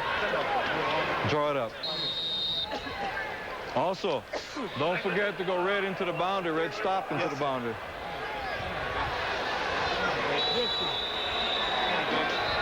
Yeah, it is the play selection. It's the play. It's the blocking scheme up front. It's turn-back blocking for that offensive line into the boundary. 30-second timeout. So Winnipeg calls a timeout. Rough Riders will attempt a field goal after the timeout. 48-yarder. Now, if for any reason that Terry Baker misses this field goal, Boyko in the end zone has the opportunity and the option to run that out past the end zone line, and if he can get it back into the playing field, then therefore they will not have to concede a single point. Terry Baker leads the CFL in field goals made. He's 21-28. This is his longest of the year if it goes, and it is wide to the left. Alan Boyko fields it, takes it out of the end zone and gets it to the 12-yard line, and that is the end of the first half. Dean Knoll with the tackle, and at the end of 1 half of play, your score is 26-0. So Dan, quickly, Matt, what's the old adage? tough first half for Ottawa, but we'll see if they can do something in the second half of play. We've got a halftime show for you coming up, folks, so stay with us. We'll be back in a moment. Winnipeg, where you take a look at the historic Lower Fort Garry here in Winnipeg. And your halftime score from Winnipeg Stadium is 26-0. Bombers on top of the Rough Riders. And Matt Dunnigan got hurt earlier, but Mike Mayock takes a closer look at the competitive little quarterback. Winnipeg's Matt Dunnigan is one of the elite quarterbacks in professional football, but he shocked even himself with his recent 713-yard passing outburst against Edmonton. The 713, that was a nice surprise. Everything was just clicking. It was Chris Walby's 200th game. We were just showering him with gifts at halftime, had a big presentation for him. The evening was a very special one in that sense. And then Alfred Jackson and David Williams went ballistic. And so the 713 was, you know, I'm not out there by myself is what I'm saying. Dunnigan is the consummate team player as he includes everyone in his high-powered attack. He is one of the most emotional and intense players in the CFL. I've never really evolved to the, I think, laid-back quarterback that I imagine myself to be. I've always been a little high-strung, a little intense out there on the football field, and I'm the first one to admit it that I'm just, I'm a bear to play for and or play with, and I expect perfection from myself and my teammates, and I want them to do the best they possibly can. I'm always on them. Dunnigan's intensity led the Toronto Argonauts to victory in the '91 Grey Cup. And even though Winnipeg has competed in the last 2 Grey Cups, his drive to excel has not abated.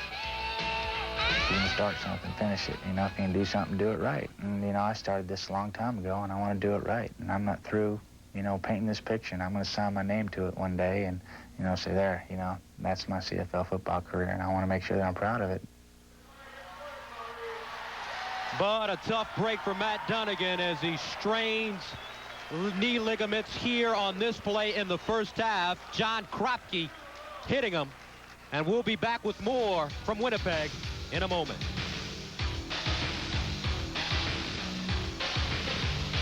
Ottawa Legislature building where the provincial government sits and makes all of the key decisions here in Winnipeg. Halftime score, Bombers on top 26-0, and there are a lot of interesting rules here. And earlier this week, our Mike Goldberg and Dan Kepley explained them for you.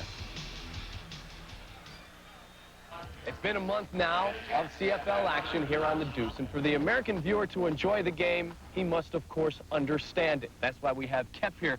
We're going to school today, brother. Huh? That's right, educational process. Some of the terminology is very different, starting with the major. Basically, it's just a language barrier. You know, once you understand the language of that particular country or that particular sport, and you understand it, you'll... This has been educational, hasn't it? It certainly has, and you've done very well, and I think you passed the course, and I hope you have too. Yeah, you got to understand the game and understand one thing. It's high-scoring, fast-paced, and that's why these rules are in place. Hey, we need to suit those guys up, but these guys here, they're giving the fans a lot to talk about at halftime. We'll be back in a moment. Your halftime score, the Bombers are on top of the Rough Riders 26-0. And welcome back. Gus Johnson and Dan Kepley with you. And Dan, the first half, not as we expected it. Ottawa hadn't been playing the kind of football that we thought they would play, especially after last week. Well, they certainly hadn't been. And I think Matt Dunnigan came out and played extremely well, came out, put the ball up in the air, lit the scoreboard up somewhat.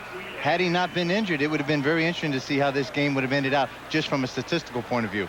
And our Mike Mayock is standing on the sidelines right now, and he has the head man of the Winnipeg Blue Bombers with him. Mike. Thank you, Gus. Joining me is Coach Cal Murphy here of the Blue Bombers. And, Coach, after watching films yesterday of your game last week with Ottawa, it almost looks like an instant replay. Well, a lot of the things we could do last week we've been doing this week. This week, just in the second quarter, though, we killed ourselves with penalties, and we got to stay away from those things. Quickly, the loss of Dunnigan, what does that do to you offensively? Does it change the game plan at all? No, it doesn't change the game plan. What it means is, you know, Matt is going to threaten the corner a little bit more, but Sam's pretty mobile, and he's moved the football. We've just picked up the penalties at the wrong period of time, that's all. Hey, Coach, thank you, and good luck in the second half. Yeah, I got one thing to say. Hi, Paul Jones. Hi, Mike. Okay. Good job, Coach. Gus? Thank you, Mike. Coach got his plug in anyway. Now, in the first half of play, we got a chance to see a whole lot of scoring, especially in the first quarter. And here, Matt Dunnigan, when he was in the ball game, he was able to connect with one of his best receivers. Certainly did. He found Alphin wide open again. A miscue for about the third time in the Ottawa secondary. It allows Alphin a wide open reception, and then he tight works it in for a major score of 6. Gerald Alphin picks up his 6th touchdown of the season, but the defense also came through for the Winnipeg club. At a very timely point of the game, because Matt Dunnigan had just gotten injured, and then at this point, this is when Kelly Rush comes in, picks the ball up, and is able to scoop it up and walk it into the end zone for a major score. Kelly Rush, the second-year player out of Florida State University. And we are getting ready now for the beginning of the second half of play. 26-0 your score. What can we expect to see, Dan Kepley, going into the second half after a first half in which we saw Winnipeg completely dominate the football game? You've got to see Ottawa come out and throw the ball. I think the problem is that Danny Barrett has either lost all confidence in either the offensive line, and particularly the receivers just have not been able to get open. To their credit, Winnipeg's defense has crawled up on top of them, played tough press defense at the line of scrimmage, and not allowed the receivers of Ottawa to get open. So Danny Barrett is stuck. He has nobody to throw to. So the Rough Riders will get the football to start the second half of play. Here's Campbell lowering his head. And it's important to remember that here in the Canadian Football League, no lead is safe. It is really, literally, never over until it's over. Well, we keep having to harp back on last week's game, but this is exactly what happened again. It was 35-10 at half, and before you know it, by the end of the third quarter, it was 35-33. So at this point, if Winnipeg has any lapse, which I don't think that Coach Cal Murphy will allow his team to do in this game, Ottawa is in for a very long night. Danny Joseph with the reception. Darren Joseph with the reception, rather. But Paul Randolph just comes up and lowers his head and knocks him almost into next week. Danny Barrett's just taking a look. It's a deep drop. And then all of a sudden, there comes Rob Davidson. Rob Davidson is coming in as the backup defensive lineman and just nails Danny Barrett. Good coverage in the secondary of the Winnipeg Blue Bombers forced Danny Barrett to have to throw the ball short underneath. And Randolph was having nothing to do with that catch being made. 4-yard pickup, 2nd down and 6 for the Riders. Barrett, more pressure by Davidson. Fires, almost caught. Darren Joseph got one paw on the football, but he was unable to haul it in.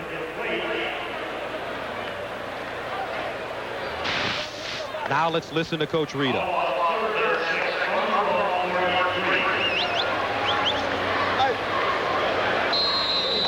I think at this point he may not have a lot to say. He's just sitting here and he's got to be in some deep thought, like, what can I do? What can I do offensively right now to create some kind of spark on this Ottawa team? Gary Baker punting. Beautiful punt.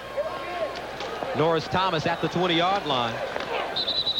He goes up the field. Now let's take a look at the halftime statistics. And they completely favor the Blue Bombers. Such a lopsided there. Look at that, 216 yards passing for the Winnipegs. And also just the turnovers that Ottawa had in the first half negates any opportunity to be in this game. But as Gus said earlier, there is a lot of scoring that can happen, but at this point right now, I haven't seen Ottawa have at least the spark of opportunity to try to put some points on the board. Garza on 1st down, complete to Jamie Holland. And Holland gets over the 40-yard line. Patrick Burke comes up to make the tackle.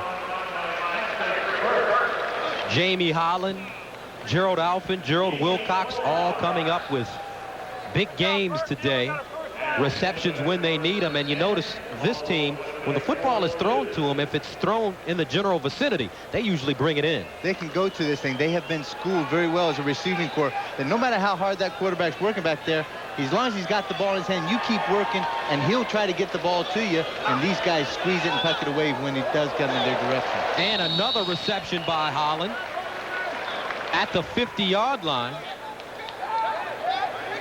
And that is a reception. There was some discrepancy at first. And take a look at the quarterback comparison. Dunnigan, man, did he have some numbers, 150 yards, but as Garza gets more comfortable, his numbers are going up too. As I said, this offense doesn't change very much. It changes in the sense that maybe he doesn't go for the deep home run ball a lot. He doesn't throw the ball as far, and he doesn't throw the wide out. He's able to nickel and dime it down the field a little bit more and be a little more methodical and patient about his offense. On 2nd down, Bombers run the ball. They do not get the 1st down as Mark Scott is there to make the tackle. Had a chance to ride out to Winnipeg on the plane with Mark Scott. He's from uptown the uptown part of the Bronx, rather. And he was happy to be here and playing on national television. So all of his friends in the Boogie Down Bronx, as they call it, can watch him play football tonight. Brings up a punting situation for the Bombers. Bob Cameron at the 36. Handles it well.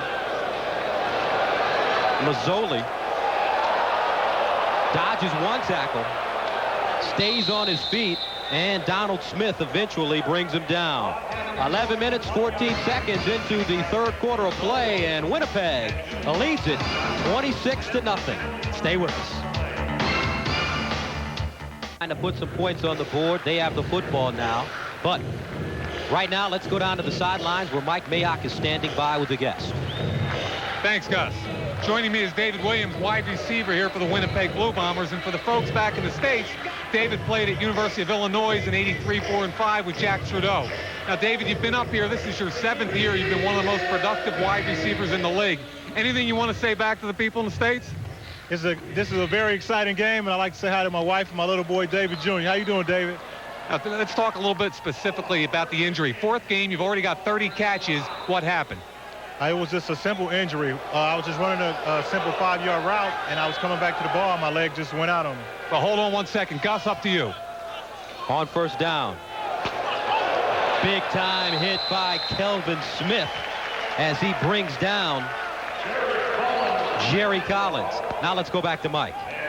Obviously, David, one of the big stories tonight is the injury to Matt Dunnigan. Last year, you guys went to the Grey Cup finals. Dunnigan gets hurt, and Sammy Garza comes in, does a nice job taking you to the finals. What does it do to your club to have Matt Dunnigan go down? Well, I think he's a premier quarterback in the league, and I think when he goes out of any ball game, it kind of hurts our chances. Got a long pass. Incomplete to Brooks. I'm sorry about that, David. Oh, that's okay. I think anytime you take the best quarterback off the field at any given time, it hurts your offense and the productivity of everybody around you. So I think the guys are just going to have to pick it up a little bit and pick up the slack for them. Hey, David, thank you for joining us, and we'll go back up to Gus. Thank you, Mike. Big Ten players on the sidelines. Williams out of Illinois. Flag on the last play. And what they called was pass interference, illegal contact against the corner. Kim Phillips on that play. Rough Riders get a fresh set of downs, trailing 26-0. 10 minutes, 26 seconds remaining in the third quarter. Barrett, plenty of time, firing, has an open receiver, incomplete, intended for Nick Mazzoli. Danny Barrett, the timing knocked down, unable to connect there. Danny Barrett just not seemed very patient tonight to be able to be contented with going with nickel and dime stuff down the field to create some first downs, pick up some things. But you can see there's Nick Mazzoli going down the seam. They've got the safety kind of fading to the short side of the field, which is down at the bottom, and Danny Barrett airs it out. Mazzoli gets up one hand, but doesn't go up with it with two, doesn't come down with the catch. 2nd and 10. Complete. Darren Joseph, he gets to the 50-yard line, but does not pick up the first down. Bobby Evans with the hit. And as we've seen quite often this evening, the Rough Rider punting unit steps onto the football field. And as we've seen a lot this evening, as the Winnipeg defense creating second and very long situations for Danny Barrett, then being very contented just to sit back, play the zone, have him throw the ball up underneath the coverage, and then react up and stop it short of the first down. Terry Baker, low end-over-end kick. Norris Thomas at the 25-yard line, and he's knocked back to the 20. 9:35 remaining in the third quarter. Blue Bombers in complete control. Back to Winnipeg. Paul Randolph, who's been having an outstanding game, putting a lot of pressure on Danny Barrett this evening. And the Bombers will start 1st and 10 from their own 24. Garza flips it. Incomplete, intended for Jamie Holland. Patrick Burke with the defensive coverage, and you see Burke trying to get into the head of the wide receiver. And talking about getting to the head, this guy right here, you'll see, he's injured. He's on crutches, and he'll get out on the sideline, and you'll see him through the course of this second half talking to Sammy Garza and trying to guide him through this second half victory, hopefully, for the Winnipeg Blue Bombers. And another injury. This is Alfred Jackson, who was hit pretty hard by Patrick Burke on the last play. And injuries are something that this Blue Bombers team has had to play with the entire year. As a matter of fact, only 4 players have played the entire 7 games. Nothing really serious about this thing. All he did was he came down from the wideout, waggled down inside, became the slot, and then Benefield just gave him a shove, and they all of a sudden, with this turf, that inside leg was planted, and he went over on the knee. We talked a little earlier about Alfred Jackson and what a great athlete he is. This guy actually has played the cornerback in this league a number of games last year, and in 2 particular games that I can remember went both ways as a defensive back, as a corner, and also a wide receiver. There you get a good look with Coach Adam Rita on your left, having a really serious one of those father-son kind of conversations with Danny Barrett.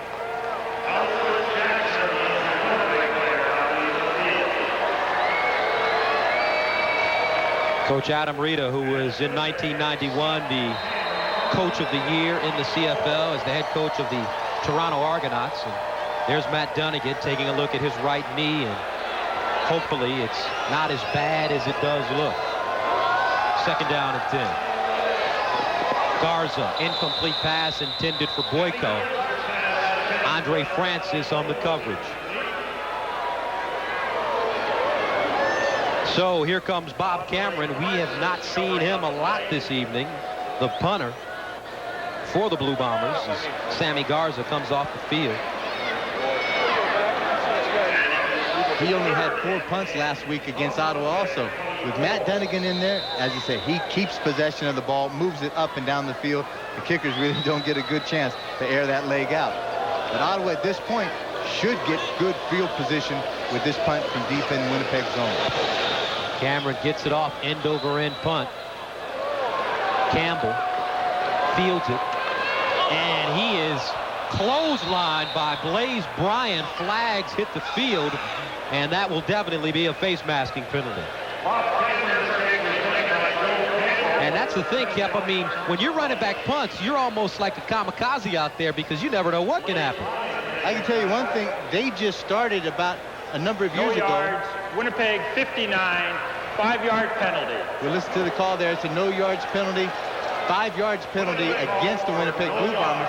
But at one time in 1975, when I came here, they had no blocking for the punt return. No face mask on that? No face mask? Now you can hear Coach Reed on the sidelines questioning the official, wanting a face mask call. Rough Riders 1st and 10 from the 52. Kelly Rush, nice rush. This pass incomplete, intended for Horace Brooks. But Kelly Rush, the big defensive lineman, number 90, was in hot pursuit of Danny Barrett. Danny just wants to spin, comes back, it's that throwback again, but Kelly Rush does an excellent job of just a speed rush. Hits Danny Barrett after the ball's been released. I think it could have been a flag there. That's fairly questionable. 2nd down and 10. Alfred Jackson nursing his left leg. We'll have an injury report on him briefly. And Paul Randolph sacks him behind the line of scrimmage. This will be considered an incomplete pass. But Paul Randolph has been everywhere today. He's been all over this field. Danny Barrett was trying to throw the ball. Paul Randolph knocked it loose as the arm was starting to come up, but I don't think it was going forward. 26 Winnipeg, 10 And we're here in Winnipeg, Manitoba for CFL action on ESPN. 7:55 remaining in the 3rd quarter of play. And the Blue Bombers from Winnipeg are on top 26-0. Last week they beat Ottawa in a very high-scoring affair. And the Blue Bombers are 4-2 and on top of the Eastern Division. Gus, an unnecessary roughness penalty tacked on after the play, and that gave Ottawa a continued possession of this football and a 1st down. First and 10. Barrett going for everything. Incomplete pass. Danny Barrett has not felt comfortable in the pocket. He went after Fred Ward on that play. And there is another penalty. Major foul, roughing the passer, 92 Winnipeg, first down. This one goes against Chris Sangaris. Unnecessary roughness, roughing the passer. After the ball's been thrown, Chris Sangaris comes in and just gives him a little headbutt, a cocoa bomb, after the ball's been released. This is the one thing Coach Cal Murphy will absolutely not take any up, is having undisciplined players. First and 10 from the 33, going in the end zone. Incomplete. Jerry Collins lined up with a linebacker, had a step on him, but he was unable to haul it in. Up here with a lot of that waggle motion out of the backfield, they send the tailbacks out, move them into the pattern where all of a sudden they may end up as a slot or as an outside tight end and release them down the field. The outside linebacker is responsible for that coverage, and when they get into that situation, the quarterbacks feel they have a mismatch and they want to go to that guy, as they just tried with Gary Collins. Big second down situation here for the Riders. Wide open receiver Brooks picks up the first down. Dances inside the 20-yard line, downed at the 15. Bring it back, Gus. Going to be another flag on this play. Holding against the Winnipeg Blue Bombers. And it looks like if Ottawa didn't have bad luck, they wouldn't have any luck at all this evening. Finally putting together a drive, and they get a holding penalty.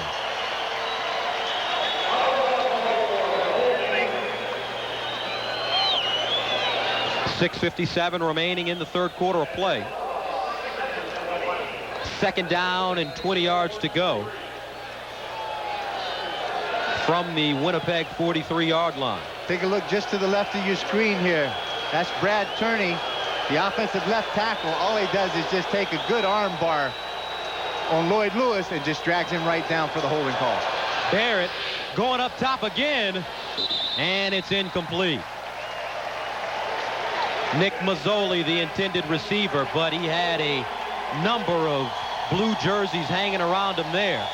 Earl Brown and Bobby Evans, along with Donald Smith. And the fans here at Winnipeg Stadium, capacity 32,000, are very happy about their defense. What are you guys going to call Danny that Barrett's shit? defense also, Coach Adam Rita said yesterday, a lot of this stuff is really not his fault. He's really uncomfortable, and he doesn't have a lot of confidence sometimes with the new receivers that he has, because he has to wait and wait to find out if that receiver is going to make the break and make the route that he is supposed to be running. So it forces him to hold the ball a little longer, or at some point he gets really impatient and has to throw it before the break's even made.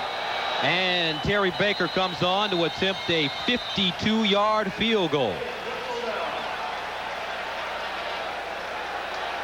Time count violation, Ottawa, 5-yard penalty.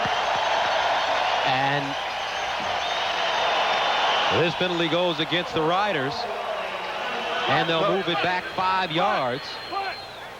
So Baker puts his tee on the 55-yard line, and Adam Rita quickly decides to change his mind and send in the punting unit. Gus, I'll have to say one thing, and I'm not defending the CFL by any means, but I think this game tonight is really uncharacteristic with the number of penalties that we're seeing on both sides of the ball. It has really slowed this game down to a crawl. Alan Boyko back deep for the Bombers. Nice punt. This one heading towards the end zone. And the Rough Riders finally get on the board. Terry Baker comes up with the single. So with 6 minutes and 1 second remaining in the third quarter of play, Winnipeg now leads Ottawa 26-1. Stay with us, folks. We'll be back in a moment. Terry Baker comes up with the single, and Ottawa gets on the board. They trail 26-1. Now, don't forget to join us Saturday on ESPN, 8 p.m. Eastern, 5 Pacific, for the NFL. Buffalo taking on the Houston Oilers live from the Alamo Dome in San Antonio, Texas. Oilers are returning from Monday night's game in Mexico, where they defeated Dallas 6-0. The Bills' Thurman Thomas rushed for 1,700 yards last season, second to Emmitt Smith of the Cowboys. 5:57 here, remaining in the third, 26-1 your score. Sammy Garza and the Bombers get the football back. Garza going up the middle. Incomplete pass. Jamie Holland, the intended receiver, and he had at least 3 steps on Patrick Burke. Sammy Garza getting the kind of defense that he wants on a one-on-one coverage with the safety crawled up out of the middle. Gives him the free shot to hit it. Now you can see here, this is big Miles Garrell, number 66. He's 6'8", about 325, and he's against John Kropke, who happens to be a load also at 6'4", about 270, and John Kropke was going nowhere, folks. Second down. Good defense by the Rough Riders as Garza goes out in the flats to Gerald Wilcox, and you see Garrell, 17th year. Kep, he played when you played. He is one of the very few guys that are in this league that actually I did play against. Miles Garrell, he's 38 years old. As I said, this is his 17th season, and he does it just about as good as anybody can do. And take a look at the experience on the offensive line for Winnipeg. Well, Coach Rita said, he said, there's 2 guys on that offensive line that have more experience than my whole defensive team together. 5:19 left in the third. High spiraling punt. Campbell at the 40, and he's tackled immediately. Jeffrey Grays with the hit. 37-yard punt for the Bombers. Bob Cameron. 26-1. This is not an insurmountable lead right now. If Ottawa can get it on track in some fashion somehow to be able to move this down the field and put some points on, there's enough time for them to definitely get back into this football game. Beautiful night in Winnipeg. Temperatures hovering in the mid-70s. A cool breeze. Great night for football games. Here's Collins trying to turn it outside. But Bobby Evans comes out of his cornerback position and makes a big hit. There's a little asterisk to that last statement that I'm going to make, folks. If they keep trying to run the ball like that against this Winnipeg defense, they're not going to have good success. That I don't think of very much of it. Danny Barrett, I believe, needs to just air it out. You've got to widen out, spread this defense out somehow, and start throwing the ball up for grabs. Hopefully, it's going to be your guys making the grab. Second down, 10. Here comes a blitz. Good blocking. They get it off, and it's incomplete, intended for Mazzoli. Bobby Evans there with the coverage. Winnipeg is very confident right now in their defense as far as bringing their blitz package in. They know for a fact that they can get heat on Danny Barrett, get heat on him quickly, and get heat on him often. And that's what we're seeing. Danny Barrett is not having any time to find any of those receivers. And those receivers downfield are having a tough time getting off the line of scrimmage. As I said, Winnipeg secondary crawling right up on them, playing really good press to man-to-man defense, and just running stride for stride with any of those receivers. Terry Baker punting from the 25. And he gets off a bomb. Boyko inside the 10. Flags on the play. Big-time clip there. Boyko gets upfield and is stopped at the 26-yard line. Mike Graybill with the tackle. Number 20, Jason Jakovich with the clip, obviously. There's no doubt about it. Puts the helmet right in the middle of the shoulder pads. Illegal block. Winnipeg 20 on the return. 10-yard penalty. First down. And take another look. Boyko with the return. Coming in just from the left of your screen. He comes out, and all he had to do was just a little bit more effort, work hard, get the helmet up in front, and it could have been a questionable call. It could have been a great block. Bombers start 1st and 10 from their own 7-yard line.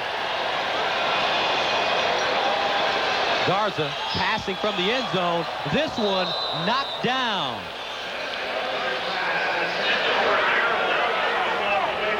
Andrew Thomas, who has recently just come over from the Toronto Argonauts, was there to knock the football down. Andrew Thomas came in as an extra defensive back in the secondary. And this is a seam route that Winnipeg's been running all night long. And then all of a sudden, Sammy Garza just decides to throw it up for grabs in the middle of that zone. Garza, not very impressive numbers so far, but he hadn't played in, this is his first game playing, rather, this season. Second down. Garza going up for the home run again. And a flag drops on the play. Gerald Wilcox, the intended receiver, and it'll be pass interference against the Ottawa Rough Riders. Rodney Thomas, the inside halfback on that side, was called for the pass interference. Take a good look at Sammy Garza. This is that sprint throwback down the seam. Mark Scott and Benefield comes in, and Benefield just gives him a tattoo right in the mouth. David Benefield is 6'3", 230 in his second year out of Cal State, Northridge. First down and 10. Fumble on the play, recovered by the Rough Riders, and they finally get a stroke of luck. Ottawa picks up the football. Mark Scott on the recovery,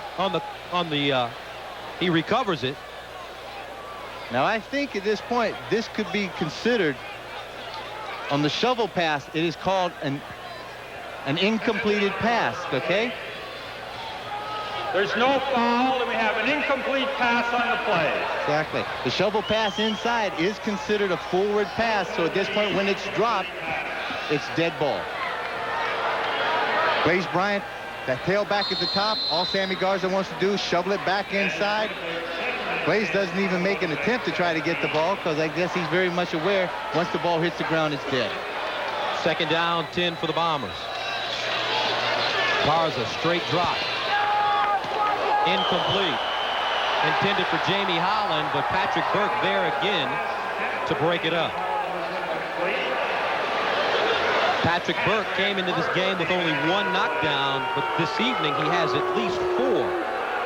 Patrick Burke broke into the league last year, and he was the outstanding rookie for the Ottawa Rough Riders. And this kid can run, he can cover, he can jump, he can do it all. He's a great athlete on that corner last year. This year in 1994, he has had some significant problems on the corner. He has just not been playing up to the standards that he did last year. Bob Cameron standing at his own 3-yard line. Good pressure by the Riders. Cameron gets off a good one. They'll start from the 50. This is Mazzoli. Mazzoli kept his feet moving. And he's down at the 51-yard line by Rob Davidson. Now let's go down to Mike Mayock. Thank you, Gus. There's some real frustration on this Ottawa sideline, mostly because they're having trouble offensively picking up the blitzes. Danny Barrett's getting hammered on every play, and as Dan Kepley said, the defensive backs from Winnipeg are muscling the wide receivers for Ottawa. So there's some real frustration, and that's why you're seeing a little more running than you would expect to see with the score the way it is. Gus? 2:13 remaining in the third quarter. First down and 10 for the Riders. Barrett going for it all, and it's incomplete to Horace Brooks. Day late, dollar short for Danny Barrett this evening. Sounds like it's about 3 for a quarter. It's like at the carnival. All you do is pay your money, you step back, you got 3 good rockets to throw it up to see if you can hit a home run. Danny Barrett, in this case, if he's worried about the blitz coming from Ottawa, take that offense, spread it out along this 65-yard wide field, make the defense have to adjust to you, and then if they do come with the blitz, you're going to get a one-on-one coverage somewhere. Try to hit the hots, and if you hit the hots, you're going to make a big play out of it. On second down, Barrett pressured, and he's sacked by Chris Sangaris. Chris Sangaris picks up his first sack of the season. And the Rough Riders will have to punt it again. Not an enviable task for Danny Barrett at this time. Again, those defensive backs of Winnipeg have crawled up. They've taken everything away as far as pass routes are concerned. force him to have to reload the gun again, draws it down, and Chris Sangaris comes up with the sack. One good point for Adam Rita's team. Terry Baker, averaging 51 yards a punt this evening. Gets this one off despite a low snap. Positive bounce. Boyko fumbles the football, but jumps on it quickly. Joe Campbell there with the tackle. And Sammy Garza enters the ball game again. In 93, he was 55 of 97 for 829 yards. Take a good look here. Here's David Benefit on the hit earlier when he comes in absolutely scot-free and just puts the tattoo right in Sammy Garza's face. To Sammy's credit, he was able to stand in there and he saw that blitz coming, but he delivered the ball on the money. In college for Garza, playing at UTEP, highest game was throwing for 458 yards against Northern Michigan. Defensive pressure here, and he's dumped behind the line of scrimmage. Charlie Clemens with the tackle.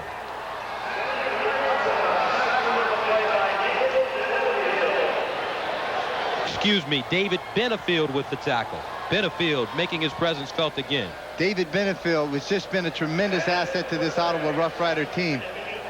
Coach Rita paid him again an ultimate compliment that said that David Benefield plays every game the way I want this team to play. And if this defense played to his caliber, then we would have one of the most aggressive, tenacious defenses that there is. David Benefield, his 6th sack of the year.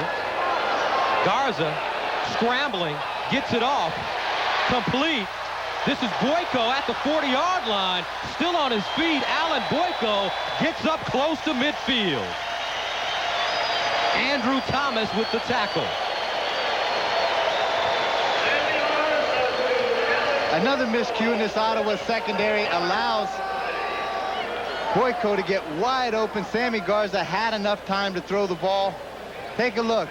He's outside. He's a wide out in this time. Comes down the field. They're playing a deep zone.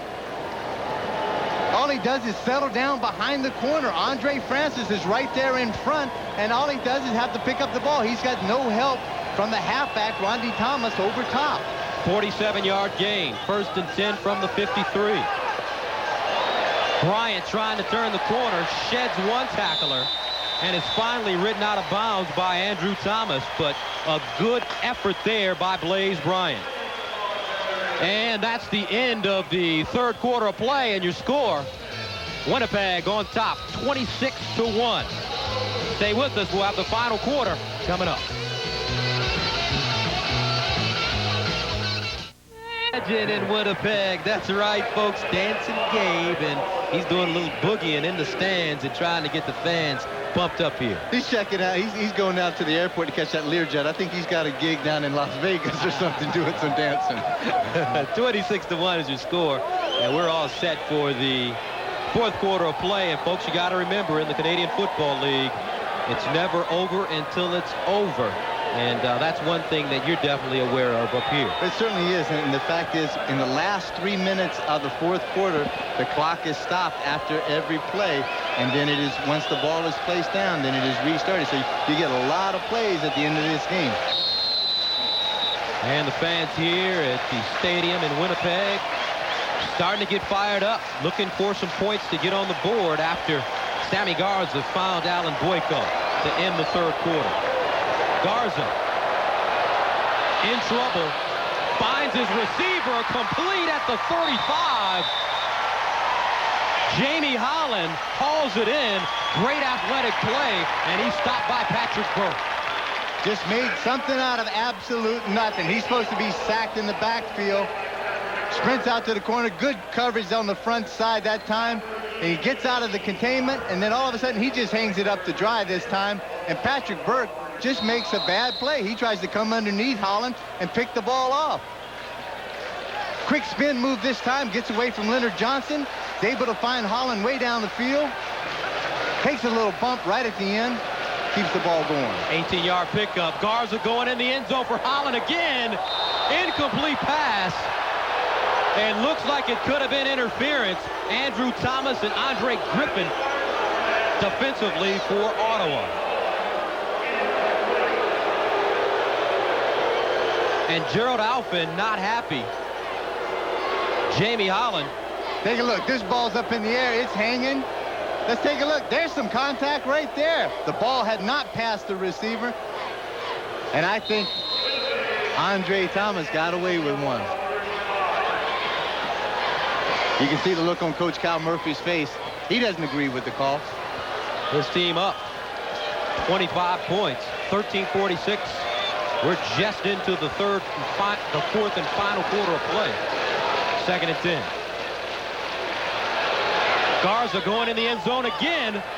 Touchdown, Bombers.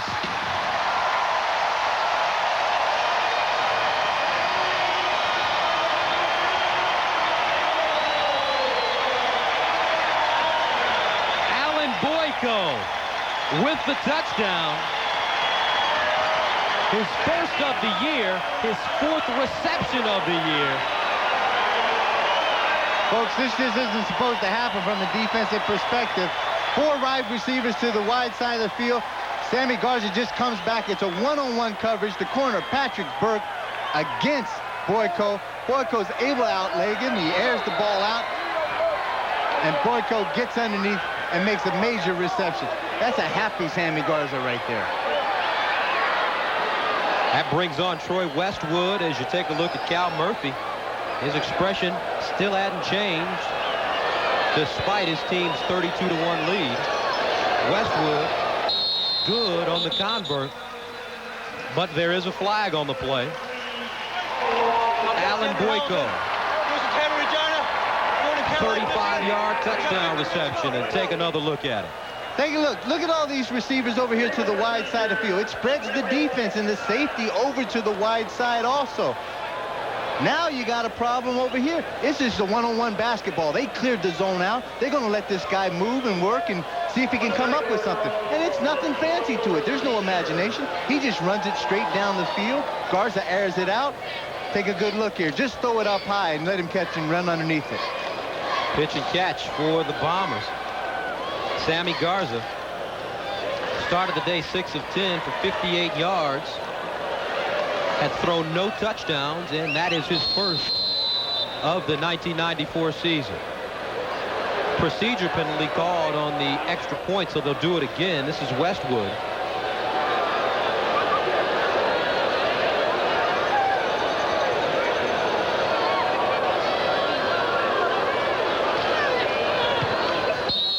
And this one is good. So we get more points here from the Bombers. 12:49 left in the ball game, and they're on top 33-1. Stay with us. We'll have more CFL action for you in a moment. Welcome back to Winnipeg Stadium, where the score is Winnipeg 33-1 over Ottawa, and it's really no secret why CFL football is on ESPN tonight. It's because Major League Baseball is on strike. So I thought it might be an appropriate time to talk about another salary cap, this one up here in Canada. Here's the story. Every team gets 2.5 million Canadian dollars to cover all 37 players and coaches. You heard that right, 37 players and coaches. Only one caveat. You're allowed one marquee player that you can pay anything you want. That's why Doug Flutie can make $1 million, why Matt Dunnigan can make a lot of money. But outside of that, what you got is a bunch of guys making $40,000 to $60,000 a year max. Gus, back up to you. Wow, I bet you the Major League Baseball owners are seriously sitting there listening to that. $2.5 million for the entire team, players and coaches. That's exactly right. The minimum salary right now, I think, for rookies and Canadian players would be $26,500, if I'm not mistaken. So down in Major League Baseball, I mean, there's a couple of parks that are open. Maybe we can rent them out, bring a couple of games down to the States and play a few. Let's put a show on for the people. 12 minutes, 38 seconds remaining in this ball game. Ottawa, the offense steps back on the field with Danny Baird, and they're going to try to get something going here. Let's see if he can air it out. Quick slant. Complete. Andrew Murray with the reception. Bobby Evans with the tackle. Folks, it doesn't look like much, but that at least was a completion and something positive for this Ottawa offense so far this evening. 7-yard gain makes it 2nd down and 3 from the 44. Three receivers to the far side of the field. Barrett, complete. Joseph with the catch, but he's tackled immediately. Chris Sangaris is there. First down, just barely. But this is the kind of thing that Danny Barrett needs to do now. He knows that pressure is going to come. He knows the blitzing is going to come. Just come up, take a quick read, throw the hot, dump it out to the safety valve guy, and let him try to make a little something to it. Just shake and bake and maybe pick up the first down. Picks up the first. They're on the 48. Another quick slant to Andrew Murray. Bobby Evans with the tackle, but they're keeping the chains moving. And what this does, when he's releasing the ball that quickly, he just doesn't allow those defensive linemen to really pin their ears back and get into his face that quick. They have to slow down, try to read it, and get their hands up and try to maybe knock these passes down. 6-yard pickup. 2nd and 4. Collins tackled in his own backfield. Paul Randolph there. I guess they can't stand prosperity in this case. They had 3 plays. They picked up a couple of first downs, which was something that they hadn't done all night. And all of a sudden, they come back to that same simple little draw play inside. This Winnipeg defense is built on reaction, and they do that extremely well, and they get to the ball, and they get to the ball with a gain. Terry Baker, 9 punts, averaging 50 yards. Standing at the 40-yard line. Baker gets off a good one. This is Boyko. From the 7. Straight up the field. Alan Boyko with a very nice run. Paul Clatney with the tackle. 10:33 remaining. Winnipeg on top.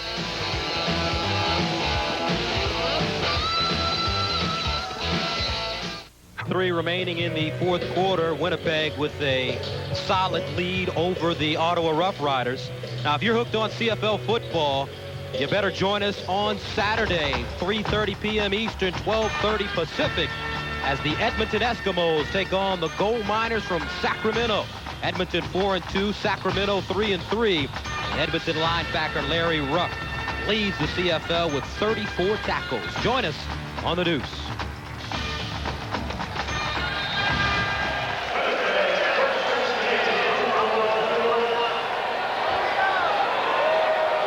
And the first downs tell the story. 21 for the Bombers, only 8 for Ottawa. Bombers start from the 21-yard line. Here's Blaze Bryant. He gets around the corner and lowers his head and gets over the 40-yard line, running over Andrew Thomas. Very simple this time. All it is, just a little toss play.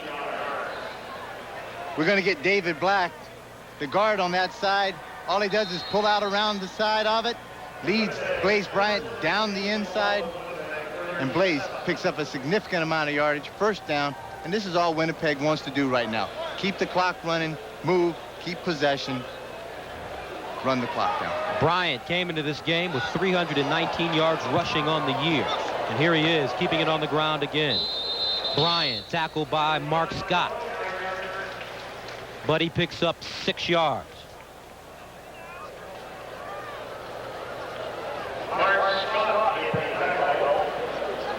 And in the CFL, 319 yards rushing. That is a lot here, Danny, because last year, no back rushed for 1,000 yards because the league is so pass-oriented. It certainly is. And the thing is that when you can get a back that can rush for 1,000 yards in this league, then you're going to have some receivers that are going to get receptions over 1,000 yards. Complete pass to Wilcox. Wilcox still on his feet at the 50.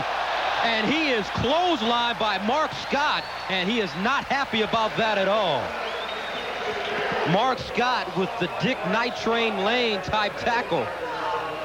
And Gerald Wilcox doesn't appreciate the clothesline at all. Gain of 21, though. A lot of frustration coming out on this Ottawa team, both offensively and defensively. 34, grabbing the face mask, 15-yard penalty, first down. Take a look. Sammy Garza, all he wants to do is dump it out in the flat. Look at this. Wilcox is out there all by himself. Great concentration on the play. Makes a good move inside on Patrick Burke. And then, leaping into the air, gets the hand on the face mask, and takes Wilcock down with authority. First down from the 32. Garza, plenty of time, but he's dumped behind the line of scrimmage for the big sack. John Kropke picks up his second sack of the evening. One of the very few times this evening that this Ottawa defense has had a chance to get up in Sammy Garza's face, particularly led by Kropke, McCready in the middle, number 75, and Leonard Johnson. All three of them met back there. Kropke has 2 sacks tonight, now 3 on the season. 8-yard loss. Makes it second down and 18, and Ottawa, they haven't played very well, but they are leading in sacks. Garza, he's going to eat this one, or he changes his mind. Still on his feet, Sam Garza gets it off, complete. They get down to the 30-yard line. Chris Johnstone with the reception. Doesn't pick up a first down, but gives us something to cheer about anyway. Hey, folks, Houdini is alive and well and living in Winnipeg. But take this. I mean, I can run a whole lot faster scared than you can mad, and it gets after this right now. When you get this many people chasing you, you're trying to think, oh, Lord, help me. Let me find a color that I can throw something to. Get rid of the ball. And then Smith comes in, and he just gets thrown down because he's mad because he's chased him around for about 5 minutes.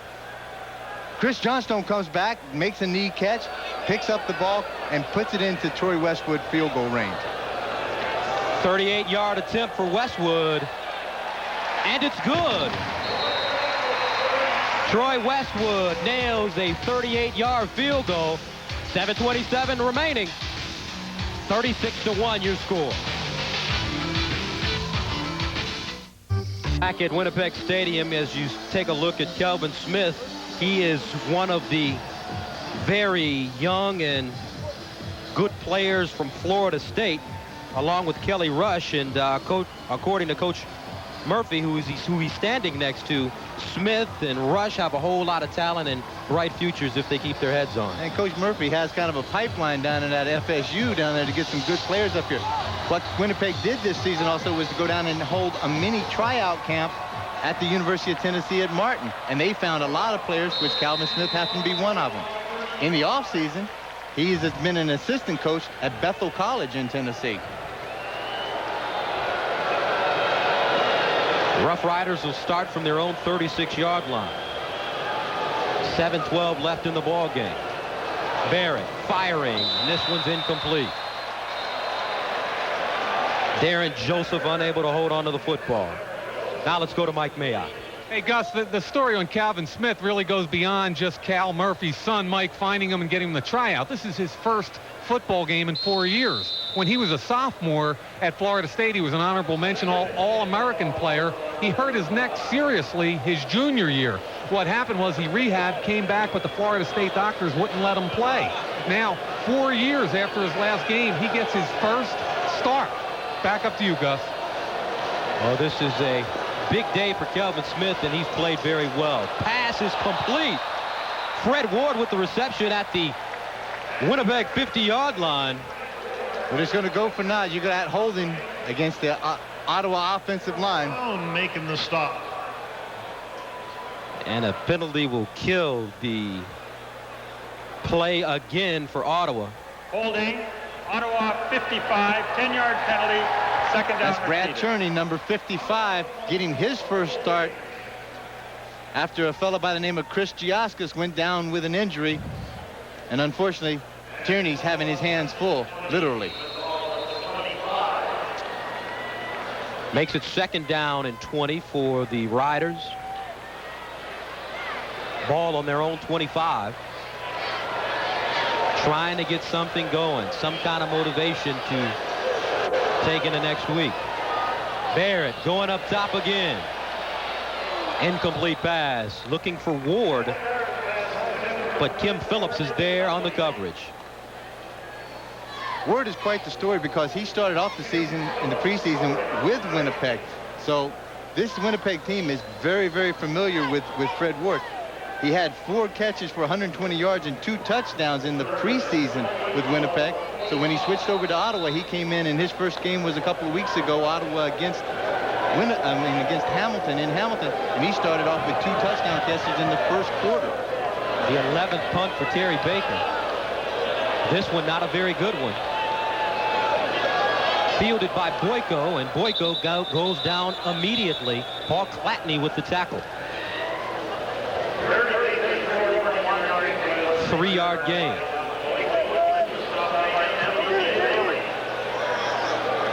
Five minutes, 59 seconds remaining in the ball game. Winnipeg on top 36-1. They're looking to extend their 9-game home unbeaten streak, and it looks safe so far. But the big news coming out of this football game, Matt Dunnigan going down with a knee injury in the first half. His status now is unknown. And he came onto the field after the injury on crutches.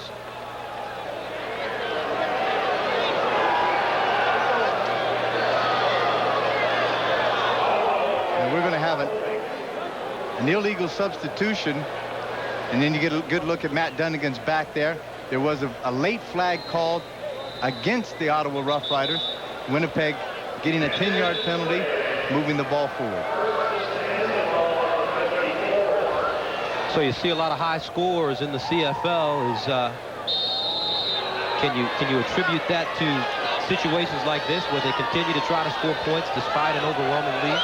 Well, in a lot of cases, because in a playoff situation, there is a 2-game total point situation that may create an opportunity of who goes forward in the playoffs.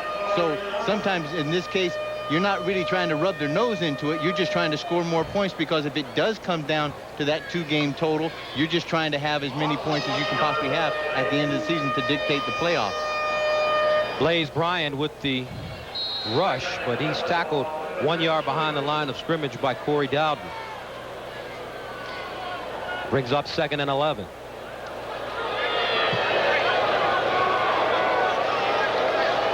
Garza. Home run ball again. Incomplete. Good defense there. Alfred Smith on the coverage. Intended for Blaze Bryant. He was one-on-one with the linebacker. So that'll bring in Bob Cameron to send it away. You got to know right now, Alfred Smith is coming in at 6'3", about 240 pounds out of Florida. And trying to run foot for foot with Blaze Bryant is very, very tough to do. You got to think he's got to be very happy. First, he didn't get a call, an interference call against him. And secondly, the Blaze didn't catch that ball. Cameron punting from the 40. Mazzoli at the 15, and he surges forward. Jason Jakovich with the tackle. And Dan, you were a linebacker in the CFL for over 10 years, and it seems like when you were talking about covering those running backs, you kind of grimaced a little bit. I did, because I absolutely, some of the view that I saw were those elbows running away from me, and it wasn't a pretty view from where I was chasing. 1st and 10. Collins having problems staying on his feet. Rather, Joe Campbell. And Chris Sangaris is there to make the tackle. 4 minutes, 11 seconds remaining in this contest. 36-1 game, and it's been a good one. Unfortunately, Matt Dunnigan was not able to stay into the ball game. But you get a lot of points in a hurry, as you saw in the first half.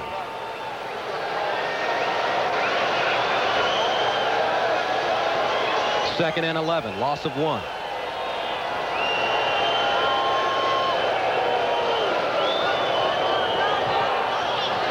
Barrett, incomplete. Intended receiver Darren Joseph. And take a look at Mr. Walby on the sidelines. Okay, Matt's okay, baby, Matt's okay. He looks like an offensive lineman, Kent. He looks like, you'd say Mr. Walby, as far as that. Man stands 6'7", about 325, and that 325 could be questionable a bit. And you see this is beaten right at the last minute. As Kelly Rush goes up, he tries to cut the knees out from under him. They're going to have a little confrontation about that. Terry Baker standing at his 4. Boyko from the 52. And he goes down. Paul Clatney with the tackle again.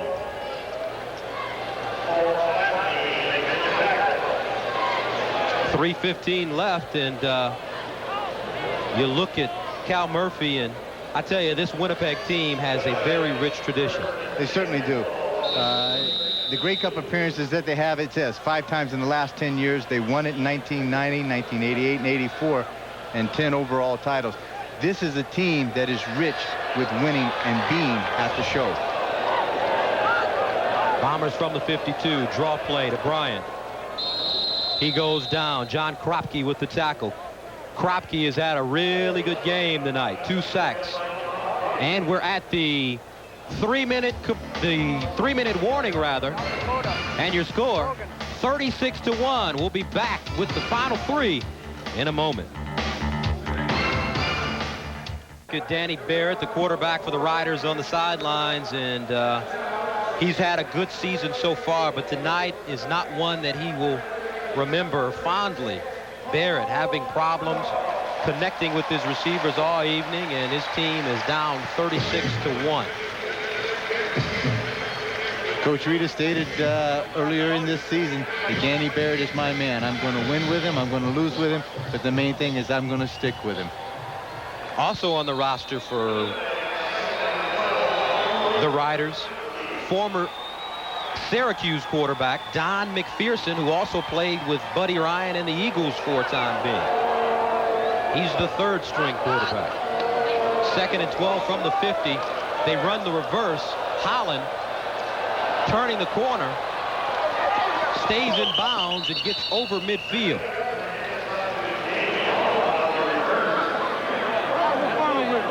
Jamie Holland stayed on his feet and managed to get some positive yardage, and there's the former Syracuse quarterback.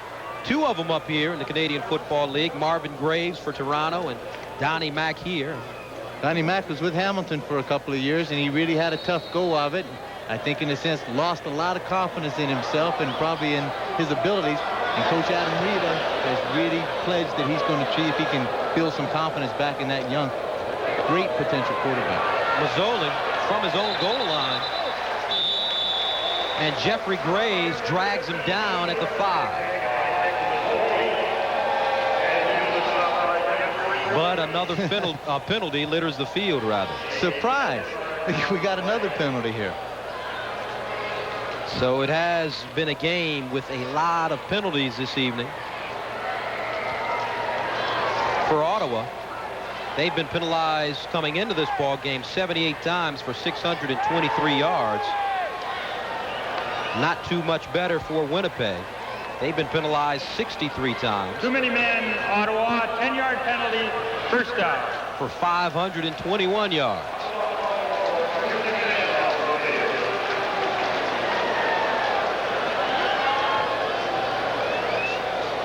Ottawa coming into this game was the 2nd most penalized team in the league, and that was something that was very disconcerting to Coach Adam Rita. Think of the guys out here. We got men all over the field. There's guys that's sitting around. There's Ottawa's team that are just running off, and the ball was snapped. They had too many guys on the field. Winnipeg retains possession and a first down. Jamie Holland, the intended receiver, but Andre Francis was there to keep him from catching the football, and there's the total yards. Not a very good night for the Rough Riders. And even when you look at it, 367 yards for Winnipeg Blue Bombers, that is not a very good yardage as far as average for the Bombers tonight if they had Matt Dunnigan. They were averaging over 435 yards coming in.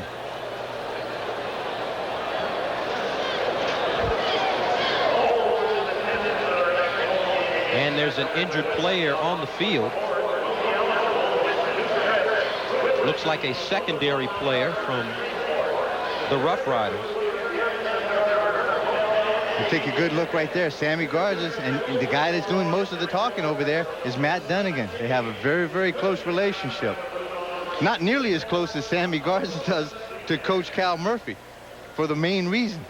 Sammy Garza is married to Coach Cal Murphy's daughter and just blessed Coach Murphy with their first grandchild. So I think Sammy Garza may be fairly solid in that position. There's no question. What do you think? It seems like he may have a job for a long Well, I think time. as soon as that grandson came along and it was Shane Emanuel came in, I think that just helped extend that career, maybe. Well, Sammy Garza knowing how to look out for a little job security there. You can't blame the guy for that. Sammy's been taking that heat in that line for a lot of years since he's been married in the relationship with Coach Cal Murphy. But the fact is that he is a very capable quarterback, and he does have some tremendous assets, and he shows it. And Andrew Thomas walks off the field. Looks like he is okay. 2nd and 10 for Sammy Garza. Garza steps up in the pocket. Still on his feet. 25-yard line. Sammy Garza picks up the first down. Mark Scott with the tackle, but not before he gains 18. Great thing you can do here. You spread those receivers all around the field, and all of a sudden, if they're covered, there's nothing but pasture on this 65-yard wide field. And he comes up, and he just runs right by Paul Clatney, the safety. Comes up, picks up a first down, keeps the possession, keeps the clock moving. From the 25, first down, wide open receiver. Touchdown, Blue Bombers. Gerald Alfin with the reception. And the Bombers keep putting points on the board. They lead it 42-1 now with 1 minute and 44 seconds remaining in the ball game. Alfin's second touchdown of the night. Winnipeg may just go out and score a whole lot of points here in the last 2 or 3 minutes just for their own confidence builder. Alfin with a good little quick out and up just absolutely turns around Corey Dowden, the defensive halfback. And Sammy Garza makes a good throw inside to him. And Joel Alfin looks at it, squeezes it in for his second major of the night. 25-yard touchdown. Garza to Gerald Alfin. And the convert is good. 1 minute and 44 seconds remaining in the contest. Winnipeg completely dominating this one now 43-1. Sammy Garza lets the ball go. Benefield getting close. Nothing really serious, but just to let him know that I'm there. But that is how it's been all evening for Ottawa. Always a step behind. It's one of those things like you should have been here yesterday or wait till tomorrow, but there's nothing happening right now. Exactly. So if you're Coach Adam Rita, what do you tell your ball club to get them ready for next week? I think the one thing that he has to be and that he's required is that do the right things, be responsible, be accountable, and be a man about it, and go out there and give me some effort. He said, what I want is the kind of guys that can win, the guys that are prepared to commit everything to obtaining this goal. And I think right now, he may have to go in there and have a couple of guys go look in the mirror and do a little soul searching. Joe Campbell breaks it upfield, stays on his feet. Rob Davidson, though, hauls him down. And the backup quarterback, Markel Fleetwood, getting ready to come into the ball game for the Riders. Fleetwood, 5'11", 192 pounds, in his second year out of Minnesota. And don't forget, folks, following us here, stick around for Sports Center, which is coming up next. What's up, everybody? Fleetwood turned out some great numbers in Minnesota. He's the second all-time total offensive guy there with 6,152 yards. Fleetwood shaking and baking, fumbles the football. It's recovered by the Bombers. Stan Mikawaz with the fumble recovery. Kept. Good play there by the veteran. The old guy comes in. This is Mikawaz's 13th season. He's 36 years old, and he just absolutely patrols the middle. You can see right now the young Fleetwood's got the ball on the inside, holding it very casually. And as it comes in, Chris Sangaris gets a good shot, jars the ball loose, and Mikuwas is the guy on the spot to recover. A minute 31 seconds to go. Bombers with a chance to stick it in the end zone again, and if playoff possibilities are what they're concerned about even this early in the season, they're definitely going to try to score. They keep it on the ground. Bryant on the sweep. Leonard Johnson with the tackle. Now in the last 3 minutes at this point, the clock has been stopped. You can see the ref's hand is up. As soon as they mark the ball, he will blow the clock in, and then it will start. So in each case, the offense has an opportunity maybe to gain somewhere between 5 and 6 or 8 seconds. 6-yard pickup. 2nd down and 4. Ball sitting on the Ottawa 20. Pressure. And there's John Kropke again, sacking Keithan McCann. John Kropke with his 3rd sack with just over a minute left to play in the ball game.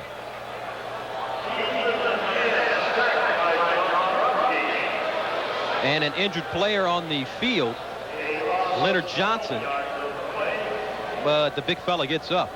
Take another look at the play. See McCann just right here, and he's a young kid, and this is his first opportunity to actually get a snap in a real game. Holds up, keeps fighting, and keeps fighting. He's got the ball hanging out there, and the Ottawa defenders comes in and knocks it loose.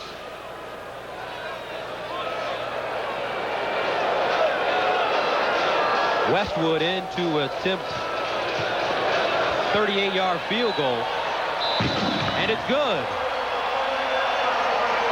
So folks at home, we told you they're going to score points, and they have done just that this evening. 46-1 your score. Winnipeg beating Ottawa. 39 seconds left in the ball game. Gus, you can just imagine they can score 46 points without Matt Dunnigan. What could that number been had Matt Dunnigan stayed in this game and played for 60 minutes? 46-1. Now don't forget, folks, coming up after the football game, we'll head on out to Bristol, Connecticut for Sports Center and an update on all of the action in sports today. Sports Center coming up right after us. Leonard Johnson hurt on the field. He's the defensive lineman for Ottawa. Yo, what's up, everybody back in St. Louis? And it looks like he's in some serious pain. Q-Sock, fire in the house, baby. We ain't through yet. So if you like CFL football, you want to make sure you join us on Saturday, 3:30 p.m. Eastern, 12:30 Pacific on ESPN2, where Edmonton takes on Sacramento. Edmonton 4-2, Sacramento 3-3, and linebacker Larry Ruck leads the CFL with 34 defensive tackles. Join us on the Deuce. Thus, the Edmonton Eskimos, the defending Grey Cup champions, and a name that will be well known in the United States, David Archer, the quarterback of Sacramento. Now, just take a look at these two guys. How would you like to invite these guys over for dinner?